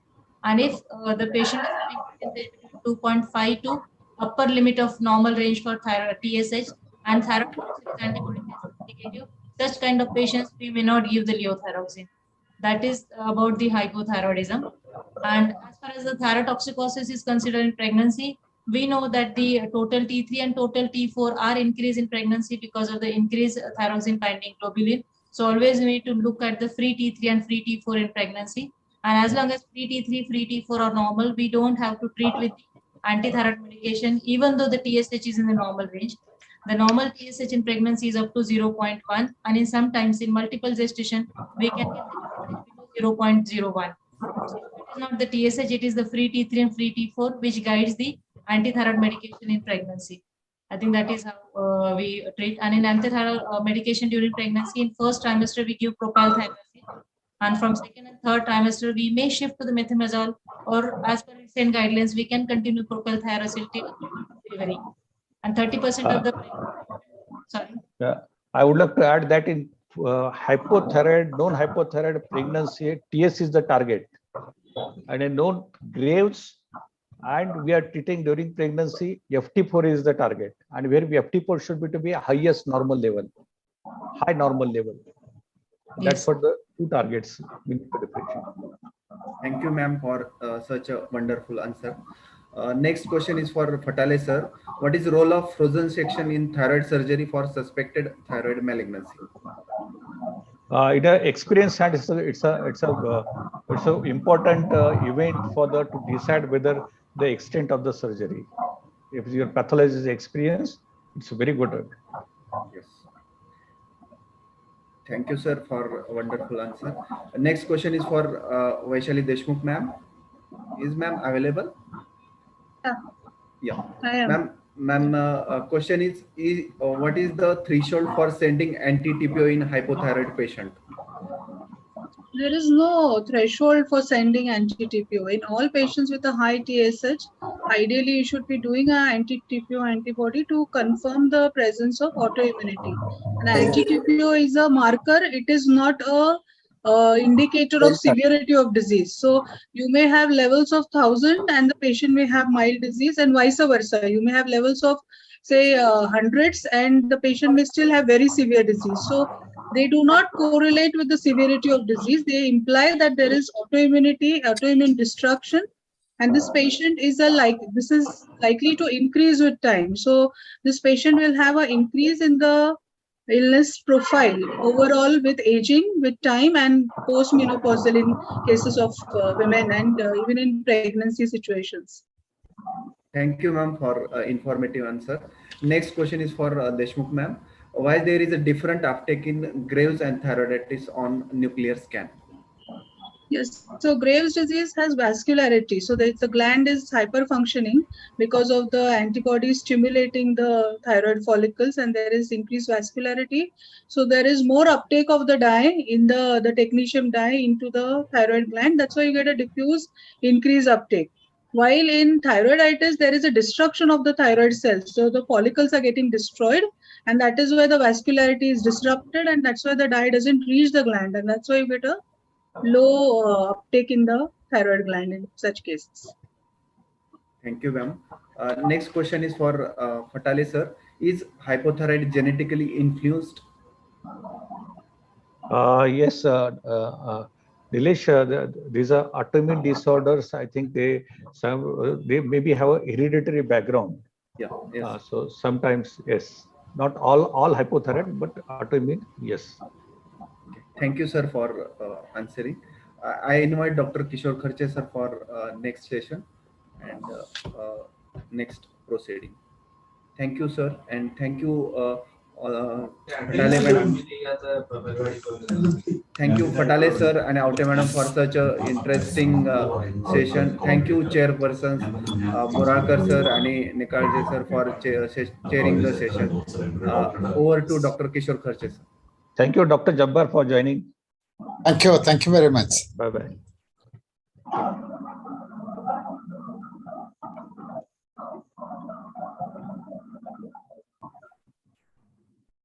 So good evening. For next session, I would like to invite our next set of chairpersons. First of all, I would like to invite Professor Dr. Meenakshi Bhattacharya madam. She is a MD Medicine. She is Professor and Head of Department at Department of Medicine, Government Medical College, Aurangabad. She is a trainer in HIV medicine. She has done MS Psychology and PhD in HIV medicine. She is a fellow of Academic College of Emergency Experts of India and member of American College of Physicians. So warm welcome to madam. Our next chairperson is Dr. Mahesh Chauhan sir. He is a MD and DNB Endocrinology, FSC. He is a consultant endocrinologist at Apollo Hospital, Navi Mumbai. He is a director at Fountain Head Endocrinology and Diabetes Clinic, Navi Mumbai. He is a trustee of Association of Clinical Endocrinologists and Diabetologists, and he is an investigator of major clinical studies. So welcome, sir. Our third chairperson is Dr. Manoj Mengre sir. He is a MD, DNB Endocrinology. He is a consultant endocrinologist at Guru Mauli Super Specialty Hospital and Hormone Clinic. He is an ex-endocrinologist at Anand Rushi Hospital, Ahmednagar. Welcome, Mengre sir. So now I request Dr. Bhattacharya madam to introduce Dr. Patwardhan sir, and I request Dr. Mahesh Chauhan sir to introduce Dr. Sharvil sir for their next case session. Over to madam. Yeah. At the outset, I would like to thank Maharashtra Endocrine Society for arranging such a informative and very important case-based approach for thyroid disorders. I would like to thank Dr. Fatale sir and his team of all young endocrinologists from Aurangabad. It is a privilege to introduce Dr. Milind Patwardhan sir, who is president of Maharashtra Endocrine Society. He is director of Diabetes and Endocrine Research Center at Miraj. He is editor of Sukha and a senior consultant endocrinologist from Miraj. Over to you, sir. Thank you. Dr. Chauhan sir, I would like to request you to introduce Dr. Sharvil sir.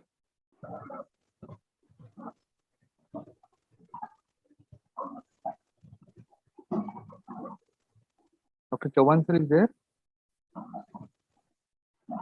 Mahesh may join in a minute. Thoda technical issue there. Yes, yes. Maybe. So I will introduce Dr. Sharvil sir. Actually, he is MD Medicine, DM Endocrinology. He is having fellowship program at Texas Diabetes Institute, San Antonio, Texas, USA. observership program in endocrinology at Massachusetts General Hospital, Boston, USA. He is a teaching faculty of Public Health Foundation of India for training physicians in diabetes, thyroid disorders, lipid disorders, and gestational diabetes. He is a principal investigation in multiple global phase 3 and phase 4 clinical trials. His areas of research interest include GDM, type 2 diabetes mellitus, obesity, and diabetes technology. He is a member of American Diabetes Association, ESI, PCOS Society, Growth Hormone Research Society, RSSDA, Indian Professional Associations of Transgender Health. He is presently the Joint Secretary of Maharashtra Endocrine Society. He is a Director and Chief Endocrinologist at Excel Endocrine Center, Kolhapur, Maharashtra. So welcome, sir. And over to Dr. Patwardhan sir and Sharvil sir for their presentation. I am stopping the share. Sharvil sir, you can share your slide. Yes. Before Sharvil starts, am I audible? Yes, sir. Yes. I just want to congratulate all panelists. One thing before we start, all those who don't need to speak now, please mute yourself. There's a lot of background noise, background disturbance coming up. So, Vaishali, Fatale, Pratibha, most of them have done very well job. And I'm sure our concept clarity seminars are going to become very popular and people will be awaiting next topics, So today, after hypothyroid cases, myself and Sharvil will be discussing thyrotoxic storm. Sharvil, will you start? Thank you, sir. Good evening, everyone. It's a pleasure to be part of this very august gathering. So now we start with the next agenda, that is we'll discuss the journey of hyperthyroid patient from storm to stability to definitive cure. So this is our case.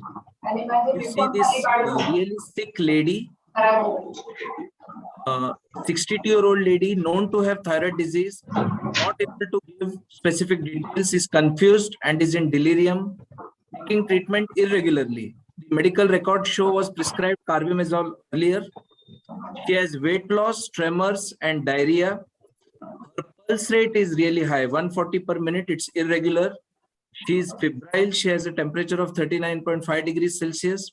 She has somewhat a goiter is visible. She has dyspnea, pedal edema, pneumonia, features of high output failure. And her basic labs show that she has a very suppressed TSH, high T4, high T3. The TAB antibody titer is positive. So this is her ECG showing atrial fibrillation. So over to Patwardhan sir. Sir, your comments on this clinical situation. What we are discussing obviously is thyrotoxic storm. And whenever a patient is known thyrotoxicosis, why can't we mute most of the other participants? Because a lot of background noise is still coming. We should follow some discipline when such virtual meetings are going on, isn't it? So please mute yourself. So what I was telling is that any thyrotoxic patient comes in an emergency situation with infection, with moribund state, with stuporous state, you must consider thyrotoxic storm as a possibility. Because as Dr. Fatale was insisting, compliance is really a problem even with thyrotoxic patients. People are known to suddenly stop their medicine, start some Ayurvedic or some other medicine and something like that. So this is one possibility you should always keep on in mind. Now, previously we used to see some thyrotoxic storms when we used to send the patient for surgery.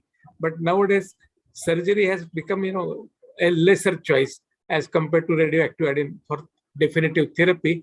And therefore, we are seeing much less thyrotoxic storms. I would say I've seen only 4 or 5 patients in last 35 years.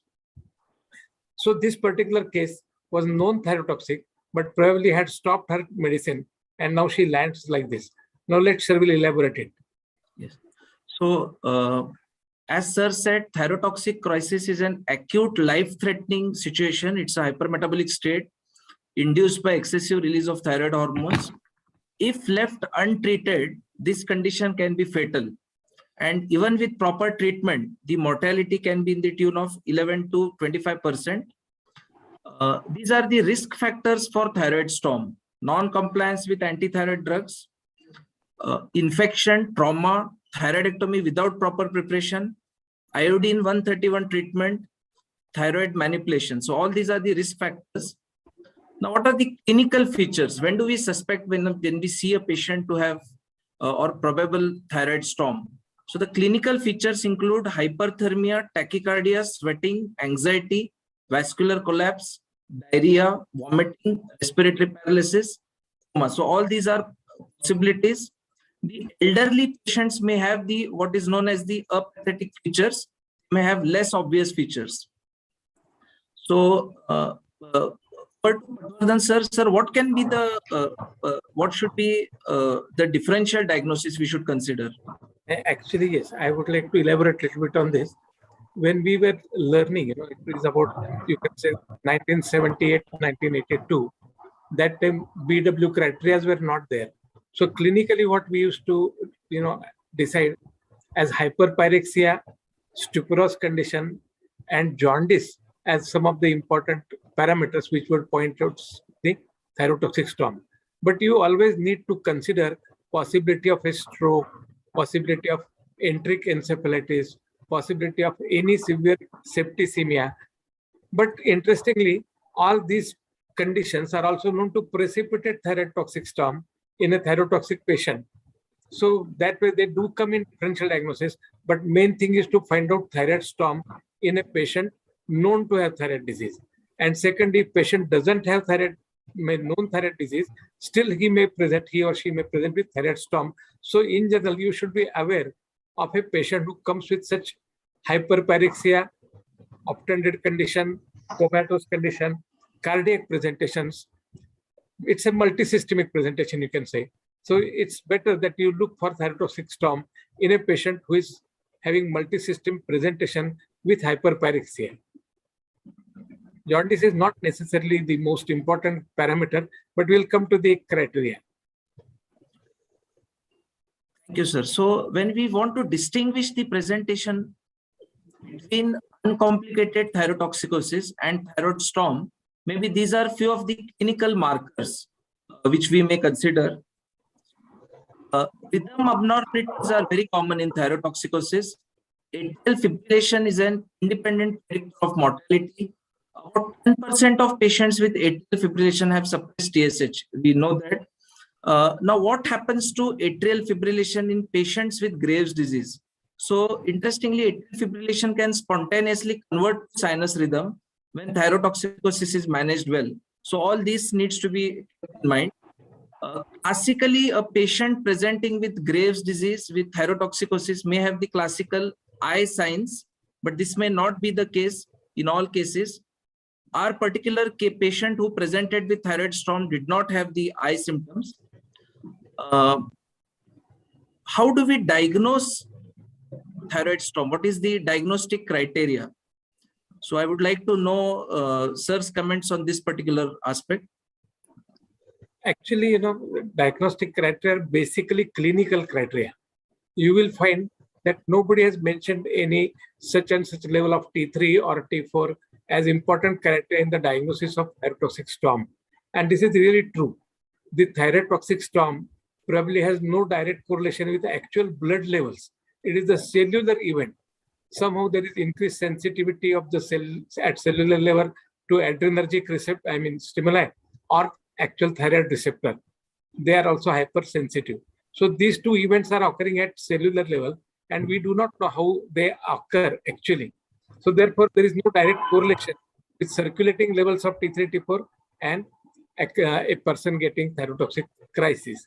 But people say that if free T4 levels are progressively increasing in a particular patient, then he is likely to be a candidate who will suffer from thyrotoxic storm. Thank you, sir. So we have the Birch and Wartowski point scale. This is a simple clinical criteria which was established in 1993. There is a 45 is the cutoff for diagnosis for thyroid storm.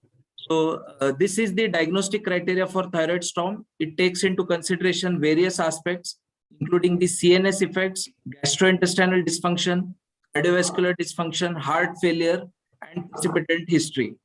Now, if you look at our patient who has all these clinical features, does she fit into thyroid storm?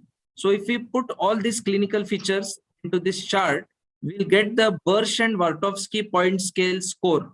So if you look at the temperature, she has a score of 25. If you look at CNS, she is delirious, so that is a score of 20. GI dysfunction, she has diarrhea, so that is a score of 10. She has tachycardia, heart rate of 140, so that is a score of 25. She has evidence of pedal edema, so that is a score of 5. And there is a precipitant history in the form of failure to take the anti-thyroid drugs, that is a score of 10. So if we sum up this score, it gives us a value of 95. So this puts this above 45. So that means this patient is actually in thyroid storm. So this is a simple clinical criteria which we can use. No need of any major lab investigations to diagnose this. There is another clinical criteria by the name of JTA, that is Japanese Thyroid Association Diagnostic Criteria. This was in the year 2012, they established this criteria. Now, this criteria is different from the previous criteria in the sense that it requires a prerequisite for diagnosis. Rightly so, it requires the presence of thyrotoxicosis with elevated levels of FT3 and FT4 and suppressed TSH. So if you look at this criteria and look at our patient, so our patient fits into all these highlighted criteria. So it is definite thyroid storm 1 as per the JTA diagnostic criteria as well. So we are actually dealing now with a case of thyroid storm. Now we would like to ask the question, how should we manage this patient of thyroid storm? So obviously, Sharvil, yes, before sir. we go to management, I would re-emphasize that if a patient is known thyrotoxic, it is well and good, you can suspect and investigate. But even if patient doesn't have known thyrotoxicosis, you should still consider depending upon the clinical criteria. I recently read one case report in which a patient tried to hang himself, suicidal attempt, but he was saved. But during that attempt, his thyroid was severely destroyed, and this patient presented with thyroid storm. Even though he was euthyroid basically, he recovered out of it, and then again he was euthyroid. So this was a just mechanical destruction of the thyroid, precipitating as thyrotoxic storm. It can happen in a patient who is not necessarily thyrotoxic before diagnosis. Anyway, next. Thank you, sir. Those are really words of wisdom. We should always keep the astute physician mind with us to pick up these conditions. So how was the patient with, how should we manage this patient with thyroid storm? So this is the typical algorithm described. We should have an IV access in place. We should take blood samples. Blood cultures are required to rule out sepsis. Patients are often in delirium and they need to be sedated. If no contraindication and cardiac output okay, propranolol should be considered. If patient has contraindications to propranolol, maybe we should consider other short-acting beta blockers in the form of esmolol. High-dose digoxin may be needed to slow the heart rate. So this is the algorithm. Anti-thyroid drugs should be started. Lugol's iodine solution should be used. Hydrocortisone 100 mg 6 hourly or dexamethasone 2 mg 6 hourly. Prevent peripheral conversion of T4 to T3. Treat suspected infection. Adjust IV fluids. Continue cold sponging. All this is very important. So let's come back to our case. So this is our patient. This is day 1. We see a very high T4, high T3, suppressed TSH, high-grade fever, tachycardia, and delirium. So this patient was started on paracetamol 6 hourly. Cold sponging was continued. High-dose propranolol was started. P2 in the total dose of 800 milligrams was started. 200 milligrams 6 hourly. IV hydrocortisone 100 milligrams 6 hourly was started.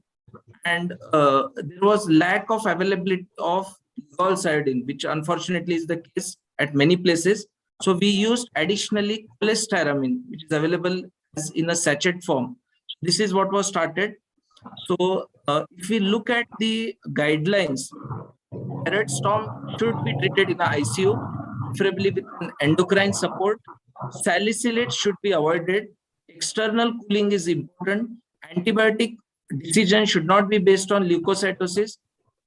Sometimes there may be aberrations in the leukocyte count as well. So what are the drugs that we should preferably use?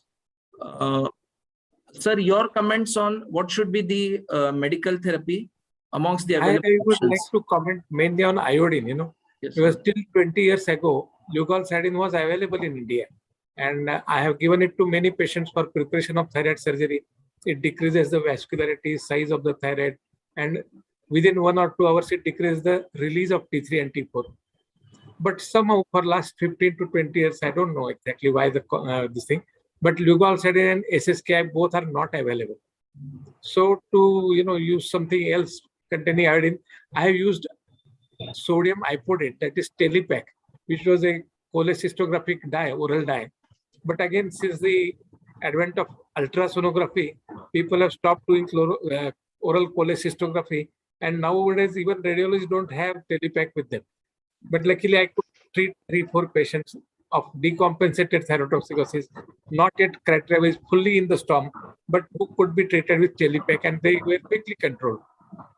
Patwardhan, sir? Yes. Can I add something? Yes. A leukocyte is most unstable. It need to be freshly prepared and delivered, as against sodium iodate, which is stable, and that's why it is not available in market. But previously it was there, and we were using. Yeah. Working. Yes. It gets very well. In fact, sometimes death can occur because of saturated solution of potassium iodide. That has been reported in also. So need to be freshly prepared and then use it. So we should always ask for the pharma department to prepare freshly and use for it. The internet, I just searched, leukocytine cost is 18,500 rupees. You can get it in 5 days if you want.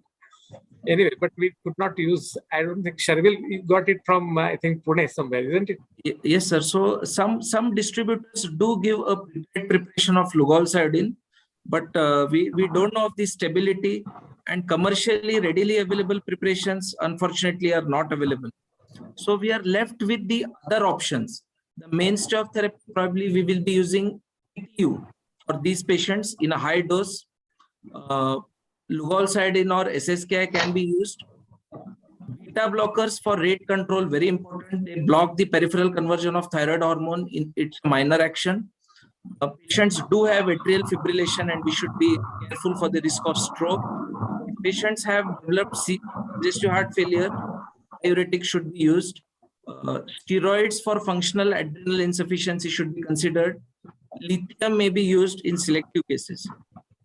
Coming back to our patient, so having started with propranolol, hydrocortisone, and cholestyramine, that was day 4 findings, and subsequently the dose of hydrocortisone was tapered, PTU dose was reduced, the beta blocker dose was reduced. Day 7 patient was doing better, had a normal pulse rate.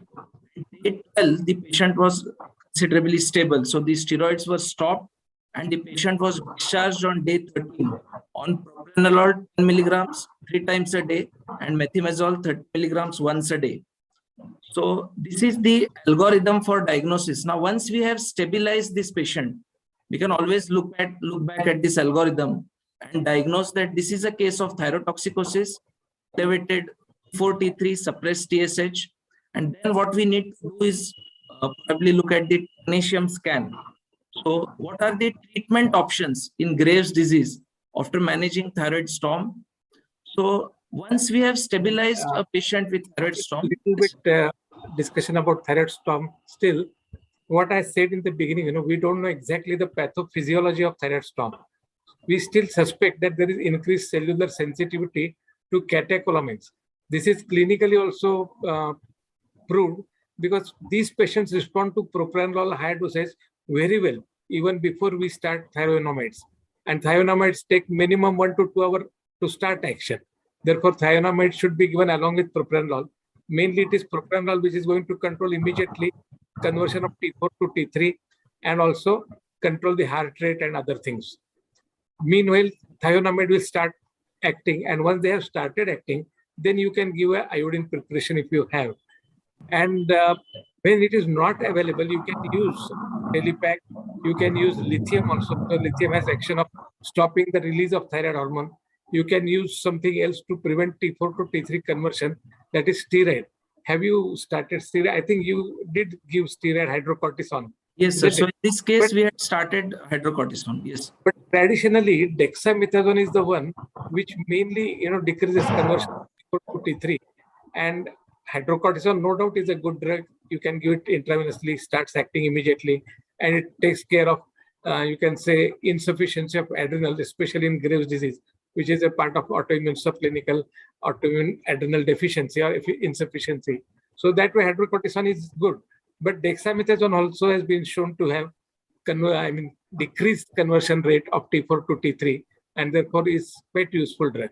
So always I would suggest that mainly ICU management, hydration, treatment of infection or any other precipitating cause, starting of propranolol in high dose. Similarly, starting of PTU in the beginning, because PTU is also nearly decreased by T4 to T3 by 40 to 50%. So that by end of 24 hours, free T4 comes down by nearly 25 to 30%. And lastly, they have mentioned that if nothing is working, patient is allergic to thionamides, you can think of plasmapheresis, because with each plasmapheresis, you reduce the free T4 by 20%. So in 3 to 4 days, you can control the patient nicely. Otherwise, you are absolutely right. Main management becomes after 3 to 4 days when patient is stable, you manage mainly and with PTU, and then convert them to methimazole. Start tapering prednisolone or isone or dexamethasone, whatever you are doing. And then propranolol dose also can be decreased depending upon the pulse rate. Otherwise, everything is okay. Anything else you want to add, Hemant Phatale or Vaishali or anybody, who has seen patients and wants to add something at this spot only? Otherwise, we can discuss further. Very well said. Go ahead. Yes, thank you, sir. So now once the patient is stabilized, then we go for the further evaluation. What are the treatment options? We have discussed this. So once the patient is stabilized, we have to opt for one of these three. First would be medical therapy in the form of thionamides. Preferred would be either carbimazole or methimazole. Second option is radioactive iodine. And third option is surgery. All these three options should be discussed with the patient and the relatives. So if we look at thionamides, 20 milligrams of carbimazole is equivalent to 15 milligrams of methimazole, which is roughly equivalent to 100 milligrams of PTU. Carbimazole is the prodrug for methimazole. Starting dose of carbimazole is about 30 to 40 milligrams per day, and gradually the dose can be reduced. All patients should have hemogram and liver function tests done before starting thionamide. Having said that, the adverse events possible with thionamides are very idiosyncratic. So probably we can screen them, but we also need to educate the patient when probably the signs and symptoms of deranged liver function or suspected leukopenia should be suspected. Carbimazole, this is the starting dose. Clinical improvements takes around 4 to 6 weeks. Monitoring FT4 at around 6 to 8 weeks helps. TSH takes much longer to normalize. That is very important. Simple doses by 10 milligram if FT4 and TSH are normal. It is important to maintain euthyroidism for at least 18 months whenever thionamides are started. Many patients require a very small maintenance dose in the form of 5 to 10 milligrams of carbimazole or methimazole. And of late, world over, the use of anti-thyroid drugs over prolonged periods have increased. Methimazole presently is being extensively used everywhere because of its good potency and good results. Technetium scan has multiple advantages. It takes a short duration of time to get the report. It is more readily available. It is convenient and typically a technetium scan helps. Alternatively, a TRAB antibody titer can also be looked at. In our particular patient, the TRAB titer was positive. Once the patient is stabilized and is on medical therapy, patients have an option of opting for radioiodine therapy. It has some advantages and some disadvantages. It may be offered as a primary therapy or in those who have failed antithyroid drugs. Fixed doses appear to be as effective as calculated doses. Objective of therapy is to correct hyperthyroidism. Hypothyroidism may ensue during the course of treatment.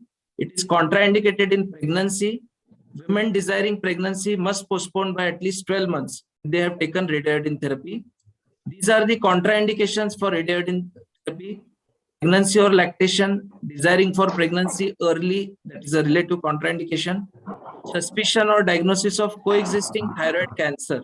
In that, surgery should be preferred and not radioiodine. Severe coexisting orbitopathy may be a relative contraindication. So coming back to our patient, the patient was discharged on day 13 and the patient was called for follow-up at 2 weeks. So on day 30, the patient follows up.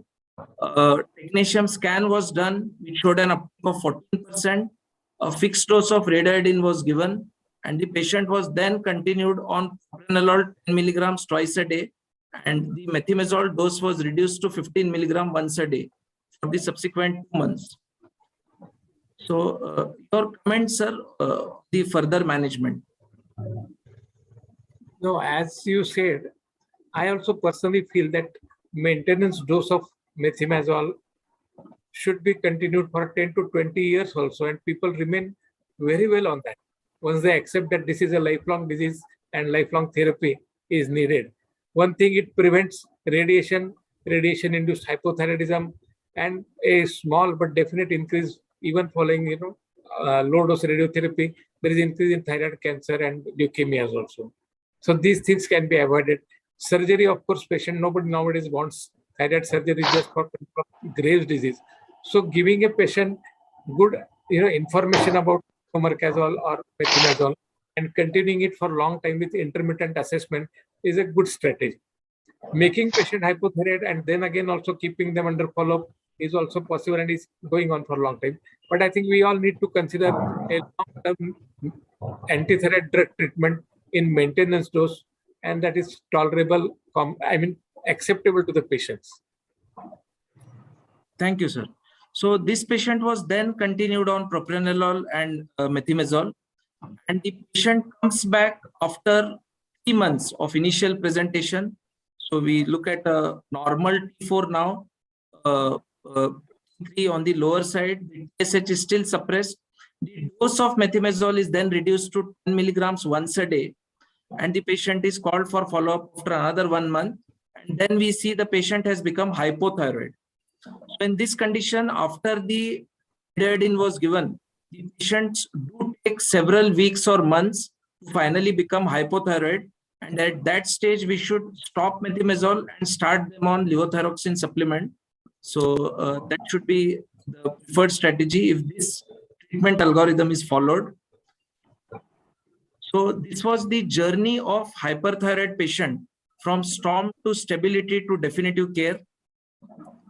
If we summarize the antithyroid drug therapy, after initial stabilization, we start with the antithyroid drug therapy, then monitor them 3 monthly, treat for at least 18 months, and look after that whether they go into remission or they can be continued on a low dose of antithyroid drug.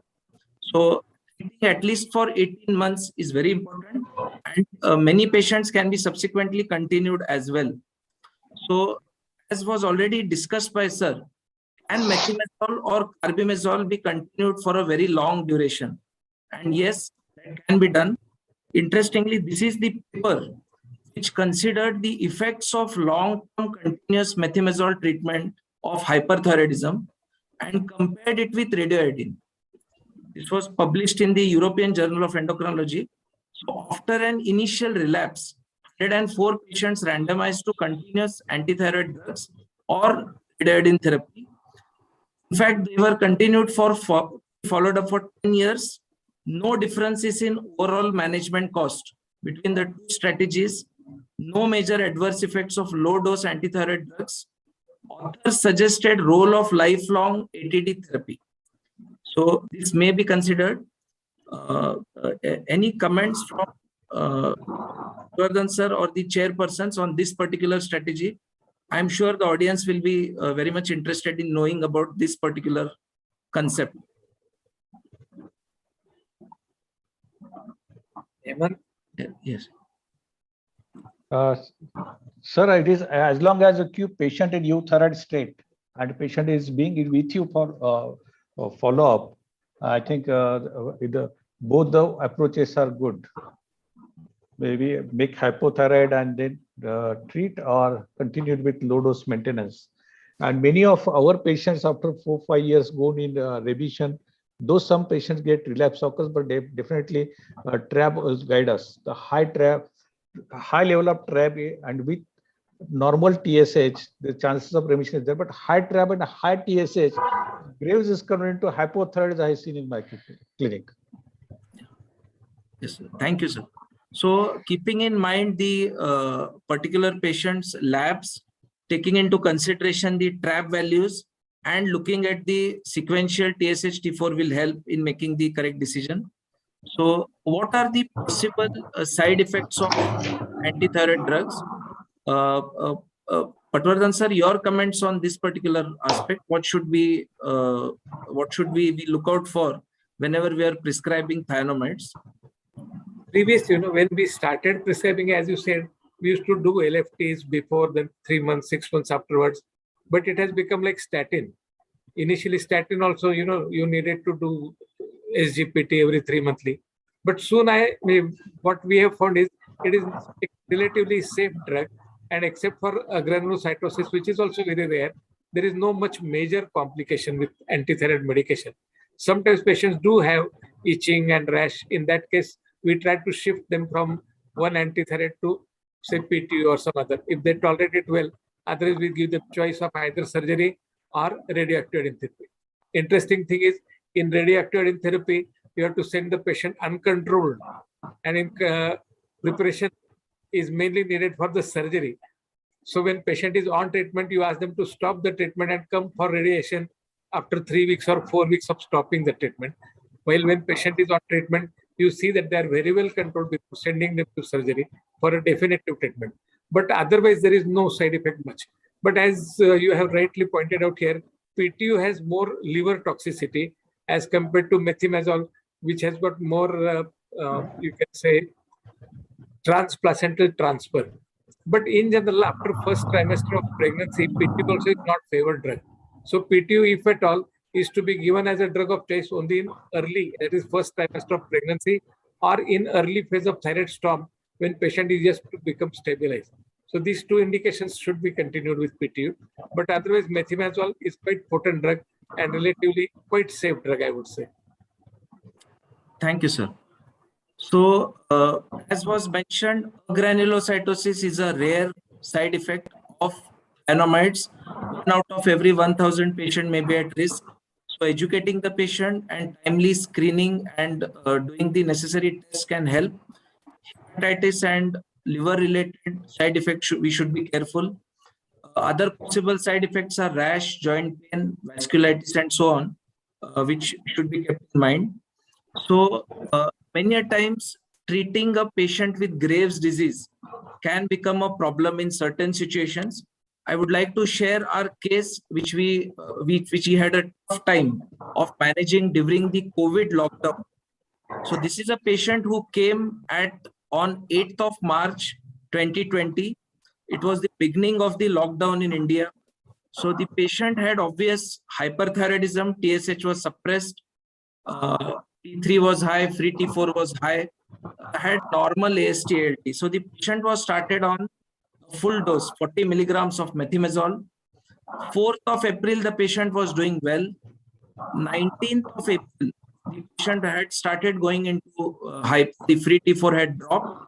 But one thing is the concern, that was increase in the ALT level. Very important that if we see a change in ALT, we should be alert. Subsequently, the dose of methimazole was reduced to 20 milligrams daily. So it was the first lockdown, very stringent rules, getting the patient to go for radiotherapy, very difficult. Patient refused to travel. So we had the only option of continuing medical therapy. So methimazole was reduced to 20 milligram daily. So we can see on 9th of May 2020, the ALT levels had started rising. By 15th of May, it had further gone high, and then we were really concerned. So because radiotherapy was not possible, we stopped methimazole, continued on a high dose of propranolol.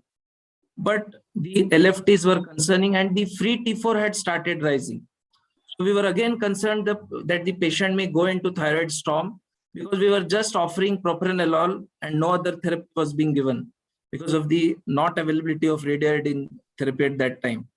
So considering this situation, surgery was planned for this patient. Dexamethasone 2 milligram 6 hourly was started. As was discussed, this is the preferred steroid regimen which should be used for patients with especially impending storm. Somehow a lugol-cytidine-like preparation was procured. 12 drops were given 3 times a day. Cholestyramine was available, that was given. High dose of propranolol was continued. Patient's consent was taken, and the patient under all this preparation was subjected to thyroidectomy. And finally, we ended up with success. We could improve the patient. You can see on 27th of May, after successful thyroidectomy without any complication, the liver enzymes started decreasing. And by 1st of June, the patients had LFTs almost returning to normal, and the free T4 had improved. So this is a special situation where we should consider combination therapy. So we started off with medical therapy. Radiotherapy therapy was not possible due to various reasons. And then we ended up with a definitive therapy in the form of surgical treatment. So what are the indications for surgery in patients with Graves' disease? Sir, your comments on this particular consideration whenever we look at a patient with Patients who are not ready for medical therapy for long time, for a long time. So they want early cure. They are some of the indications. Then patients who want to have children and their rapid control is needed, there also you can think of surgery as the treatment of choice. And large goiter, as you have said, with obstructive symptoms, or where you suspect that there is a cold nodule along with hot nodule, best is to take out both. So that type of thing. But in general, incidence of surgeries for Graves' disease or in general for thyrotoxicosis has come down remarkably in over last 20 years or so.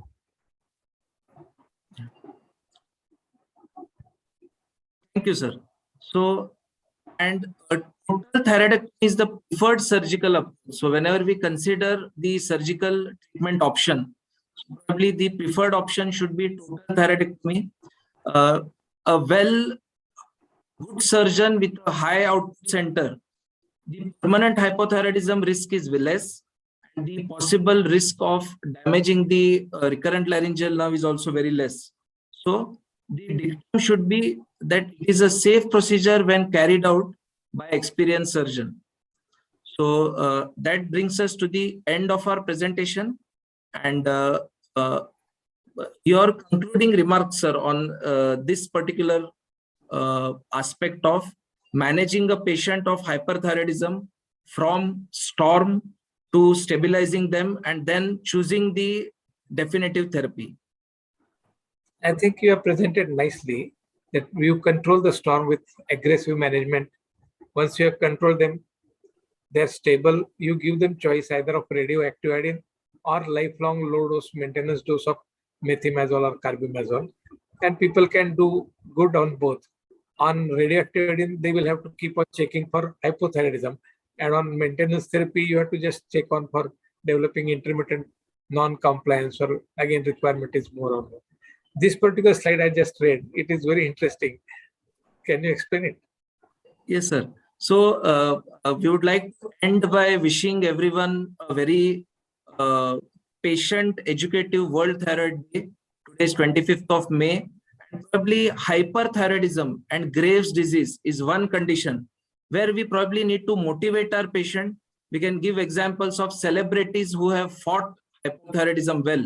So here in this picture, you can see President Bush with his wife, the then First Lady, Barbara Bush. So when President Bush was in office in 1991, he developed Graves' disease. Unfortunately, at the same time, the First Lady, Barbara Bush, also developed Graves' disease, and their dog Millie, which you can see here in the background, also developed Graves' disease. So all of them were treated well. In fact, we know that Barbara Bush, she had severe Graves' disease and she fought it well, and she had a healthy life, and she survived up to the age of 92 years. So we can always motivate our patients that this condition, which affects everything, it basically affects your heart, it can have severe deforming effect on your eyes. Therapies are complicated. Sometimes we need to use multiple therapies. Lifelong follow-up is required, but you can fight it out well. So that should be the message we convey to our patients. Yes. Thank you, sir. I use example for hypothyroidism. When patients or young children come with hypothyroidism and appear to be slightly depressed because they are told lifelong you have to take medicine, I give them example of Sachin Tendulkar, who is hypothyroid, and tell them now your chances of becoming Bharat Ratna are very high. So don't tablet properly. Yes. Thank you, sir. So that is a very inspiring statement, and definitely we should consider these motivating factors for our patients. Thank you, and I hand over to the chairperson for the further proceedings. Now I request respected moderators to share their comments if they have any. Ash has come. I request Dr. Chadda sir or Dr. Jabbar sir, if they are present, to share their comments. Mahesh sir, Jabbar must have gone. Any from our interesting last slide. I think all of them were exposed to iodine. Their iodine was checked, There is special well in White House which supplies water only to presidential quarter. That was checked for iodine. It was normal. Then they checked whether he ate hamburger on that night when it was detected. But both of them denied to have eaten. So fish khaya hoga, seafood. Any insights from Dr. Bhattacharya, madam?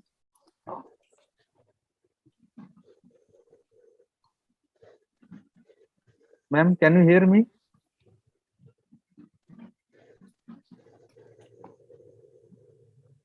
Okay, if there are no comments, we'll move forward for the session. So, thank you, Dr. Patwardhan sir and Dr. Sharvil sir for such a illustrious presentation. And also I thank our moderators, Dr. Chadda sir and Dr. Jabbar sir. Now I request Dr. Manoj Mengre sir to introduce our next speaker, Dr. Krishnan sir. Over to Manoj Mengre sir. Yeah. Welcome, sir. Good evening, everyone. Dr. A.G. Krishnan sir is MD DM, endocrinologist, and he is a CEO of well-known Celiac Diabetes Institute at Pune, and he's a leading diabetes institute in India and has an international backup also. He has published around 200 PubMed Index publications till now, and he has got a lot of awards, and he's received awards from RSSBI, Diabetes Association of India, and Endocrine for Excellence in Diabetes and Technology in May 2022. He has edited various journals like Indian Journal of Endocrinology and Metabolism and a Journal of Thyroid Research and Practice. Currently, he is a editor-in-chief of Journal of Chronicle of Diabetes Research and Practice. So this was a brief introduction for A.G. Krishnan sir. Thank you. Sir. Thank you, Dr. Manoj, yes, for the kind introduction. Yes. Just share my slides. May I ask if my slides are visible and if I'm audible? Yes, sir. Yes, sir. So let me begin by talking about the topic for today. The topic for today is basically about a possibly new therapy for hypothyroidism, T3 therapy, and how it could add a new dimension to treatment. So these are some of the papers on subclinical hypothyroidism in India, and the 3 papers have been authored by me, one of course by Dr. Vaishali Deshmukh and one by Dr. Marwa. All these papers together show that hypothyroidism is very common in India, especially subclinical hypothyroidism. The prevalence ranges from about 8 to 11.3%. But this is a crucial problem we are discussing today. This is a survey in the UK which used questionnaires to assess psychological health and symptoms of 594 thyroid hormone recipients and controls. And they found that despite taking treatment,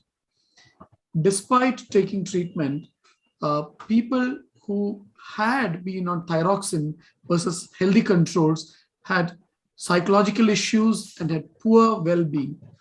Well-being, this impairment was broadly similar in thyroid hormone recipients who did or did not have an adequately controlled TSH level. So we know that many of our hypothyroid patients are actually continue to be unhappy, dissatisfied, have cognitive symptoms, have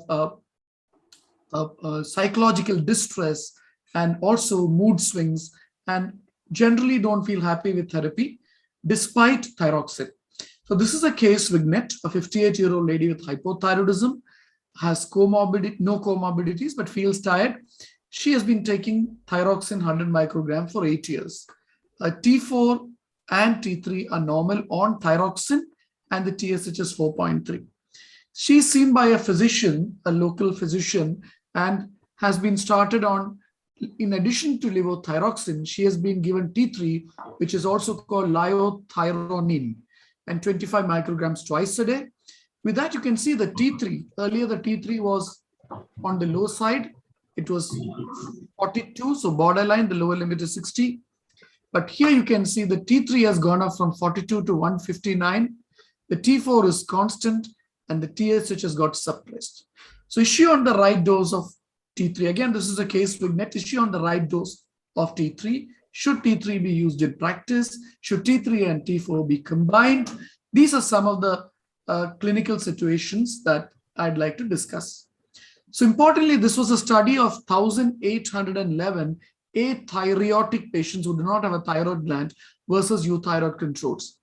What they found is, in this group, they found that 7.2, despite giving thyroxine, the free T4 was high in 7.2% of patients, but the T3 was low in 15.2% of patients.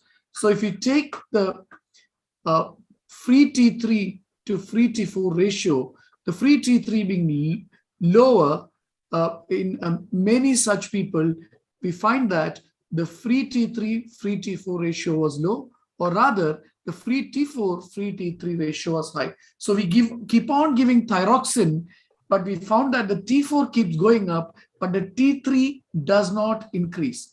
And this might reflect an inadequate peripheral conversion of T4 to T3. And why are we looking at T3 therapy? T3 comes from T4 because the most important source of T3 is the peripheral conversion of T4 to T3. Remember, the thyroid hormone produces both T3 and T4. Some of the T3 comes directly into the blood, and some of the T3 is by peripheral conversion from T4 to T3. So what is the argument for giving a combination of T4 plus T3? So let's look at levothyroxine. Levothyroxine only gives one option, which is T4. So levothyroxine has only T4 to offer, but if you give levothyroxine, the T4 has to be converted to T3 and then used by, say, organs like the liver to control dyslipidemia. I request everybody to mute their microphones, and T4 getting converted to T3, and that T3 can act on the liver to control dyslipidemia. But what if the T3 production from T4 isn't good? When the T3 production from T4 isn't good, the body is dependent on the direct production of T3 from the thyroid gland, and that's limited. So therefore, when you keep on giving T4, and if the T4 isn't getting converted to T3, then the T4 to T3 ratio can go up, and the T3 will be relatively less and may not act. There are other reasons why T3 may not act. The transporters which transport T4 into the blood, like the MCT transporter, may be defective. Sometimes within the cells, the tissues may not be able to convert T4 to T3, not just in the blood. So therefore, T4 alone is limited because the body also requires T3, especially the organs require T3. So studies have shown that deiodinase 2, which is a hormone that converts T4 to T3, may be defective in about 16% of people. And there may be an RS225014 polymorphism that might prevent this conversion.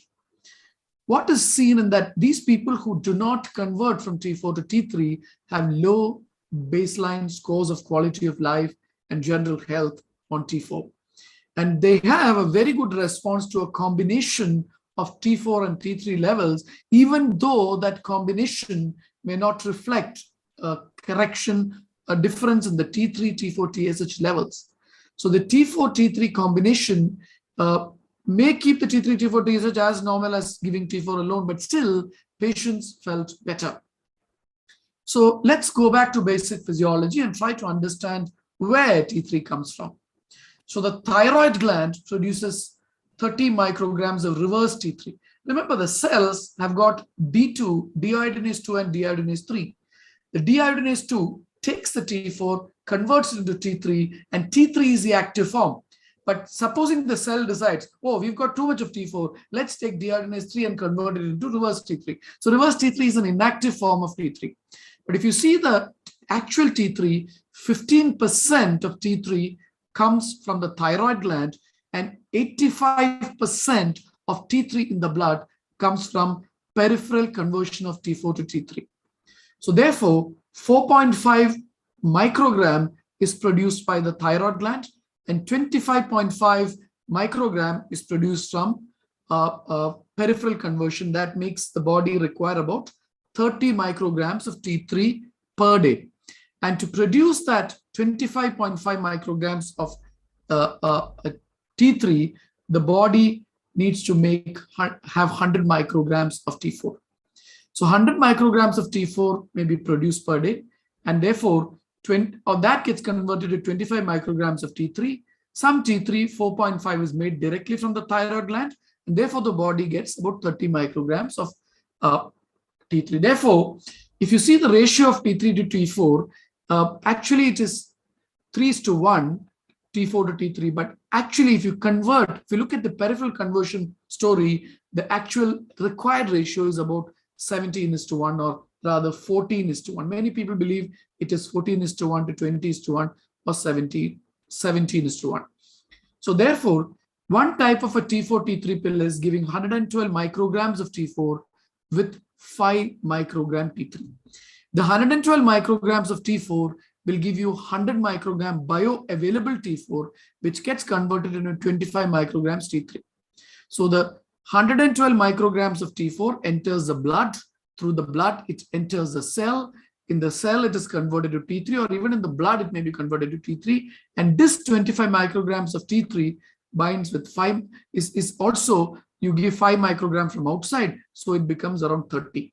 So if you see the ratio in the tablet will be 17:1, but in the ratio of the blood is about 100:1 or 1:4. In the tablet, we must have a ratio of nearly 14 to 21:1. Most authors believe it is 17:1. So therefore, friends, the better way to calculate the T4 and T3 dose is like this. So if your patient is taking 100 micrograms levothyroxine, and if the patient's T3 is low, or you suspect the T3 is slightly low, or you suspect that the T3 in the tissues, the T4 is not getting converted to T3, then you might like to try a T4 to T3 combination, which is not yet available in India, but it is used in Europe and in the US. So if your patient is taking levothyroxine 100 micrograms, then the T3 dose which you have to give your patient is 100 by 20 or 5, depending on, of course, the pill availability. And therefore, if you're giving 5 micrograms, you need to reduce the dose of levothyroxine. So in order to do that, to find out the new levothyroxine dose, you have to subtract 100 minus 3 into the dose of T3. So we already calculated that the liothyronine or T3 dose should be 5.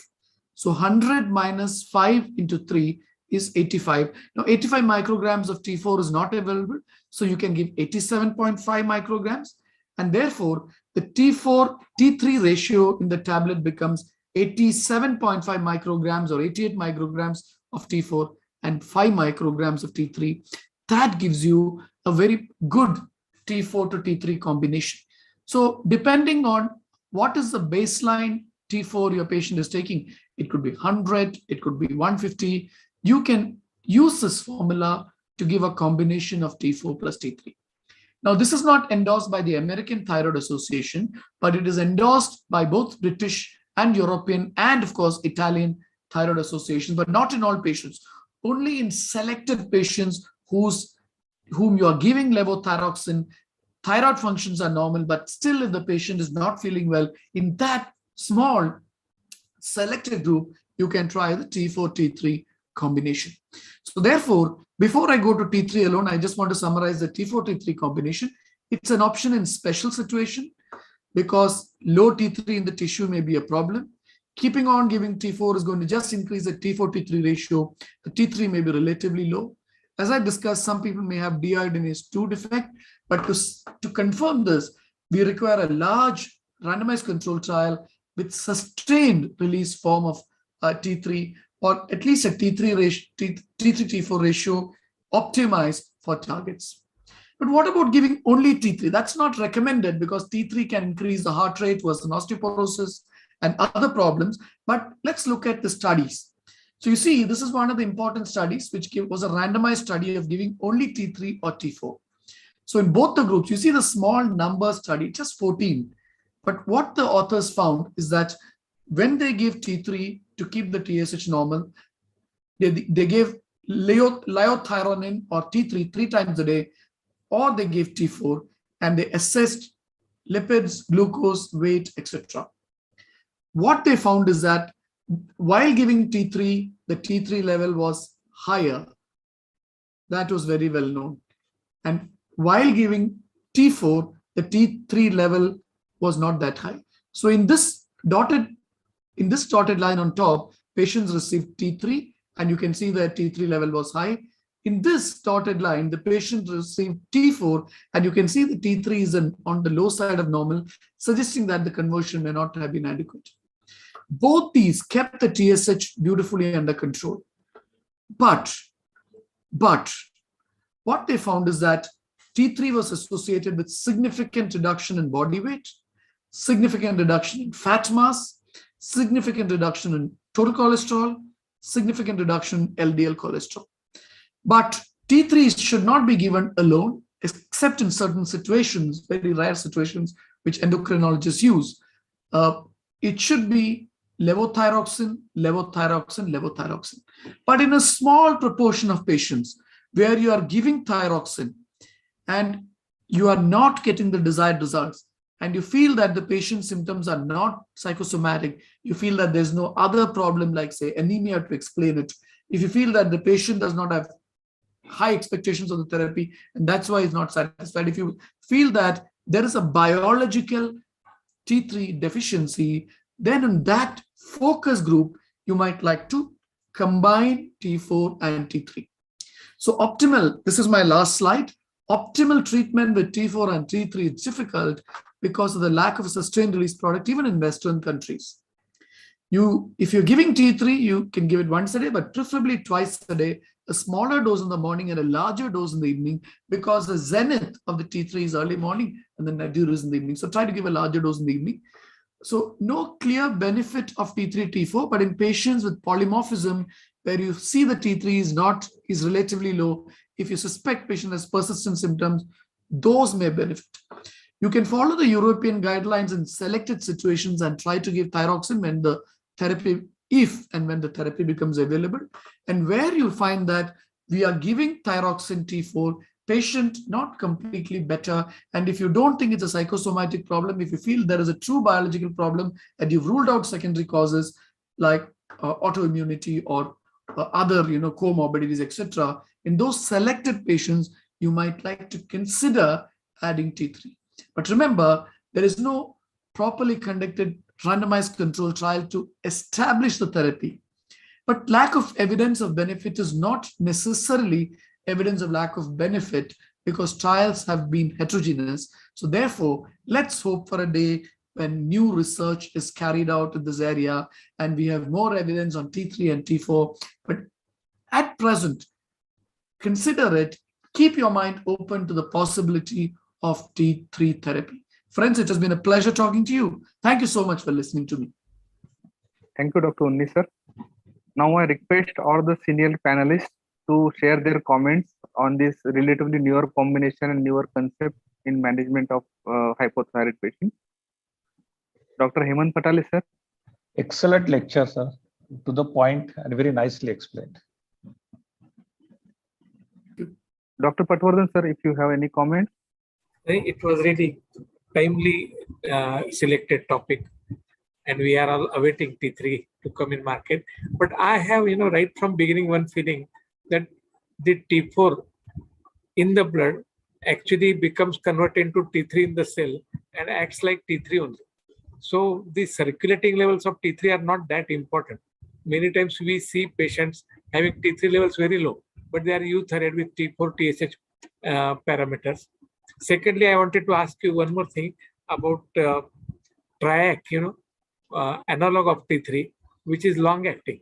So you, instead of sustained release tablet, if you can give Triac, which has been tried in some of the thyroid resistance to thyroid hormone, beta type, where you need T3 to reach pituitary cell and to work, where it bypasses the T3 receptors and acts to decrease the TSH level. So are you talking about the same analog or plain T3 are you talking, these trials, etc.? You are muted. In most of these trials, we are talking about liothyronine or plain T3, because that has been already approved in many countries. Of course, the analogs are interesting. And now there is a promise of thyromimetics also. Thyromimetics may be in future be used to treat obesity, cardiovascular risk, and metabolic syndrome because they act at a particular pathway. But I think when we talk about T3 therapy, now we are talking largely about liothyronine, so T3, but I take your point about Triac. I do agree T3 is a very labile assay, not to be trusted. In fact, last 10 years I stopped doing it. Maybe have stopped doing T3 assays. Last 10 years, yes. Sir, I have two quick questions for you. We have Cytomel available, but it's not that widely available. And I feel that one of the reasons is its prohibitive cost. Because when you prescribe that tablet twice, it easily comes down to 1,600 rupees for an odd 10 days or 12 days of a therapy. In fact, the first patient of mine who was taking T3 was actually not being prescribed by me. He himself was taking, and he actually said that, sir, I am looking lean because I am taking this. He was taking it from a gym instructor. So one is, I wanted to know whether cost is a prohibitive factor that stops us from writing T3, or maybe it is not being widely marketed. And is it the fact that it does help in weight loss? Because some studies have again controversial results over here. Yes, Cytomel has been available, and I remember using it for thyroid cancers, when we withdraw the thyroxine and give T3 for 2-3 weeks, and then we withdraw the T3, that's one indication. And when long time ago, when I was a lecturer in CMC Vellore, we used to get a lot of patients from Bengal who come in, and they had to be taken up for surgery in about 7 to 8 days.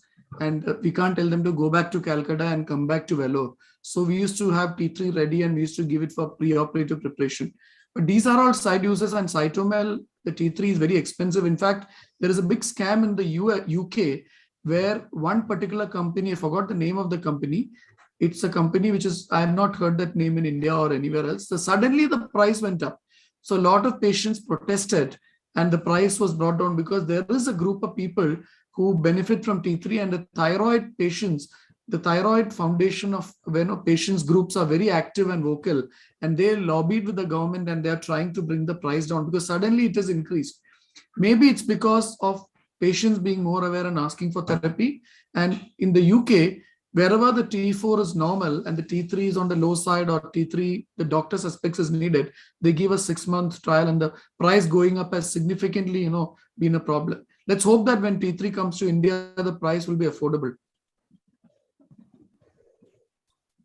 T3 is being prescribed by many non-endocrine practitioners for obesity, feeling good, etc.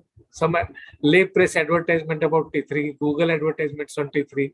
So people also take it from different providers, costly drug, but they take it. So if you do not know about it, you can have different to interpret their thyroid function test. They are there.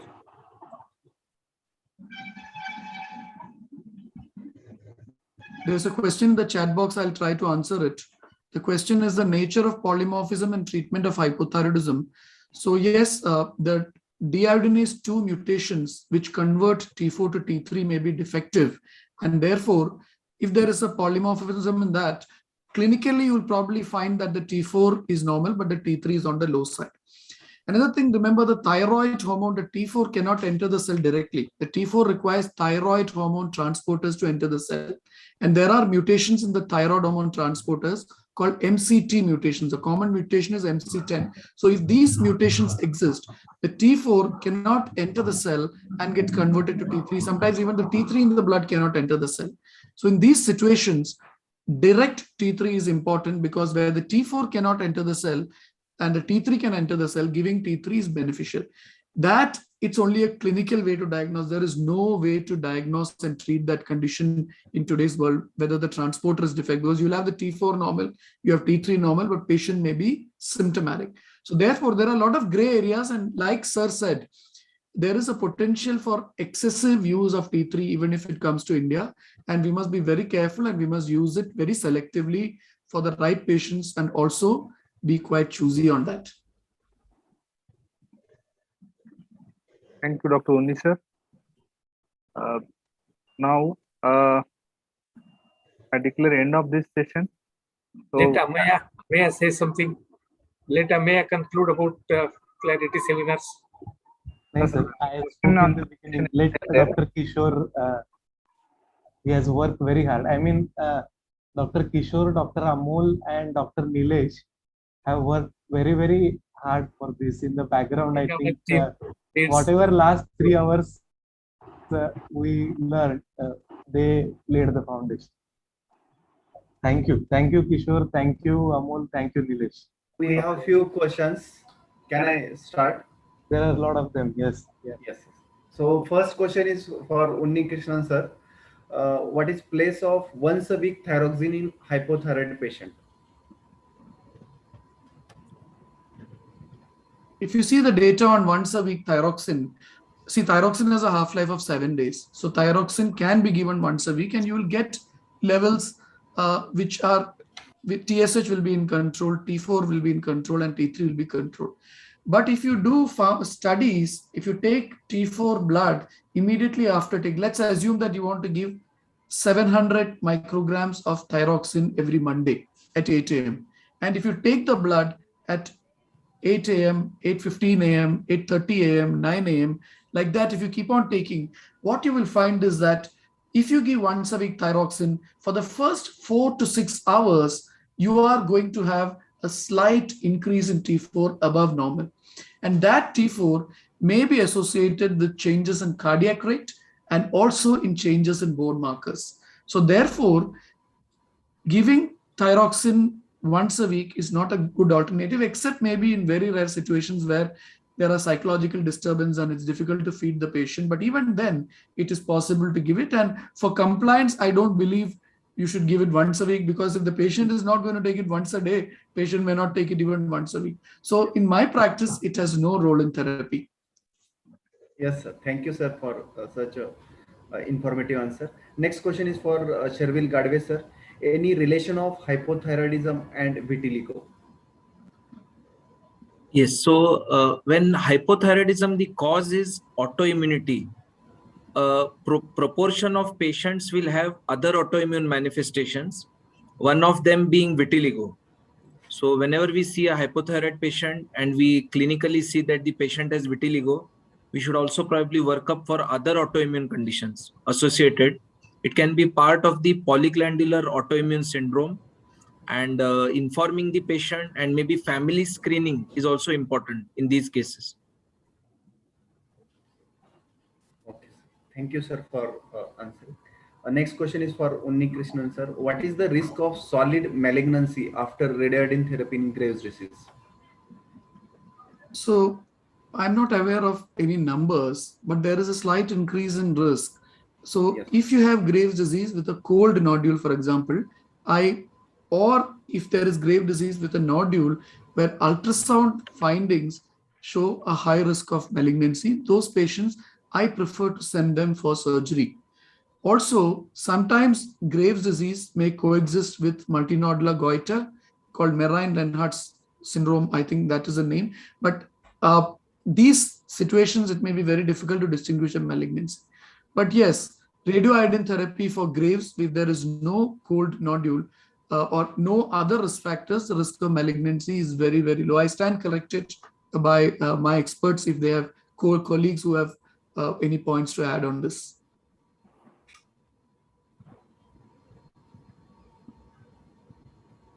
Thank you, sir, for such a nice answer. Next question is for Patwardhan, sir. Is fasting state always necessary for doing thyroid function test? Not necessary actually, but doing in a fasting state gives you better idea of TSH, because what has been found is that TSH can get suppressed after eating for about 1 hour. Even though in general in hypothyroid patient doesn't make much difference. But in subclinical hypothyroidism, in suspected hyperthyroidism, where TSH is slightly lower already because of food, you may have difficulty. So it's better to take in fasting state. Yes. Thank you, sir. But in day-to-day practice, we do it at any time. It doesn't change much clinical, you can say treatment point of view. Yes, sir. One more question for you, sir. Thank you for answer. One more question is, what is target TSH in patients age more than 70 and 80s? Yes, yes. For 70 and 80, normal range of TSH is up to 7.5. So you don't need to bring it down to 3 or like pregnant females. You allow them to be in between 6 to 7.5. That is not going to harm them more than your exaggerated attempts to bring it to normal. Because normally also, in normal population at 80, normal levels of TSH of 7.5 are taken as normal. Normal range, yes. Thank you, sir. And for next proceeding, I would invite Dr. Kishore, sir, for vote of thanks. Thank you, Nilesh. I want to congratulate you all. I did not say, I just wanted to say I did part of our Senapati. I said, all you have worked very well, and I highly appreciate everybody. And this is first clarity, concept clarity seminar, and I'm sure that many more are to come. And it definitely cleared many concepts in day-to-day practice for the thyroidologist. Please go ahead. Surely, sir. I do agree. Congrats for each and every member who are taking efforts for making success of this seminar. And as I said, it is a concept clearing seminar, such a new concept. All your seniors' inspiring thoughts and backups are required for us juniors to continue with such programs. I think with your support, we'll be able to do many of them in the future. So this is the last part, vote of thanks. So it has been a very fascinating and engaging evening today. So it is my privilege to give vote of thanks on this event. On behalf of Maharashtra Endocrine Society, I am thankful to ITA and IMA Aurangabad who has helped to make this virtual thyroid update possible on this World Thyroid Day. I express my gratitude to Professor Meenakshi Bhattacharya Madam, Dr. Anand Nikarje Sir, and Dr. Anil Boradkar Sir, who are the prominent physicians from IMA Aurangabad who have accepted our invite for this program and spared their time for this event. So I am grateful for the today's moderators, respected Dr. Manoj Chadha Sir and Dr. Jabbar Sir, for their deep insights into the topics and revealing interesting thoughts. I must mention a deep sense of appreciation to respected chairs, Dr. Mahesh Chauhan Sir and Dr. Manoj Mengre Sir, for their gracious presence. I extend my thanks to all speakers today, Dr. Vaishali Ma'am, Dr. Pratibha Ma'am, Dr. Hemant Patale Sir, Dr. Patwardhan Sir, Dr. Sharvil Sir, and not the least, Dr. Unni Krishnan Sir, for their active participation in this event. And their deep and intellectual way of imparting knowledge has added glory to this event. The event like this cannot happen overnight. Will start before rolling before 1 week ago, and for such program requires planning on bird's eye before for each and every details. And we are fortunate to have our secretary, Dr. Amay Joshi Sir. He has planned this event very meticulously. I am thankful to all the audience for their worthy opinions and helpful questions, which have helped this program to be successful and explore more thoughts on these topics. Not but the least, I am thankful to the technical team, Deepenji and their team, and also I am thankful to the About India team for sponsoring this program. So with these thoughts, I am thankful to all of you who are attended the program and made this program successful. Thank you.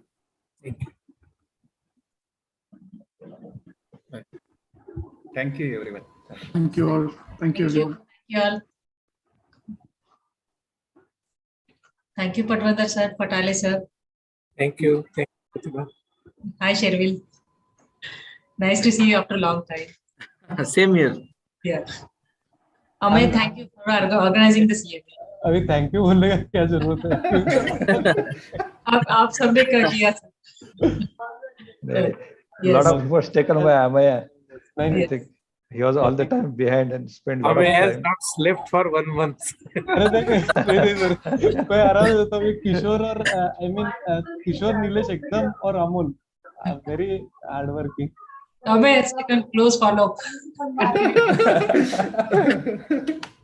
सबको party Aurangabad आने के बाद. बिल्कुल बिल्कुल. Yes.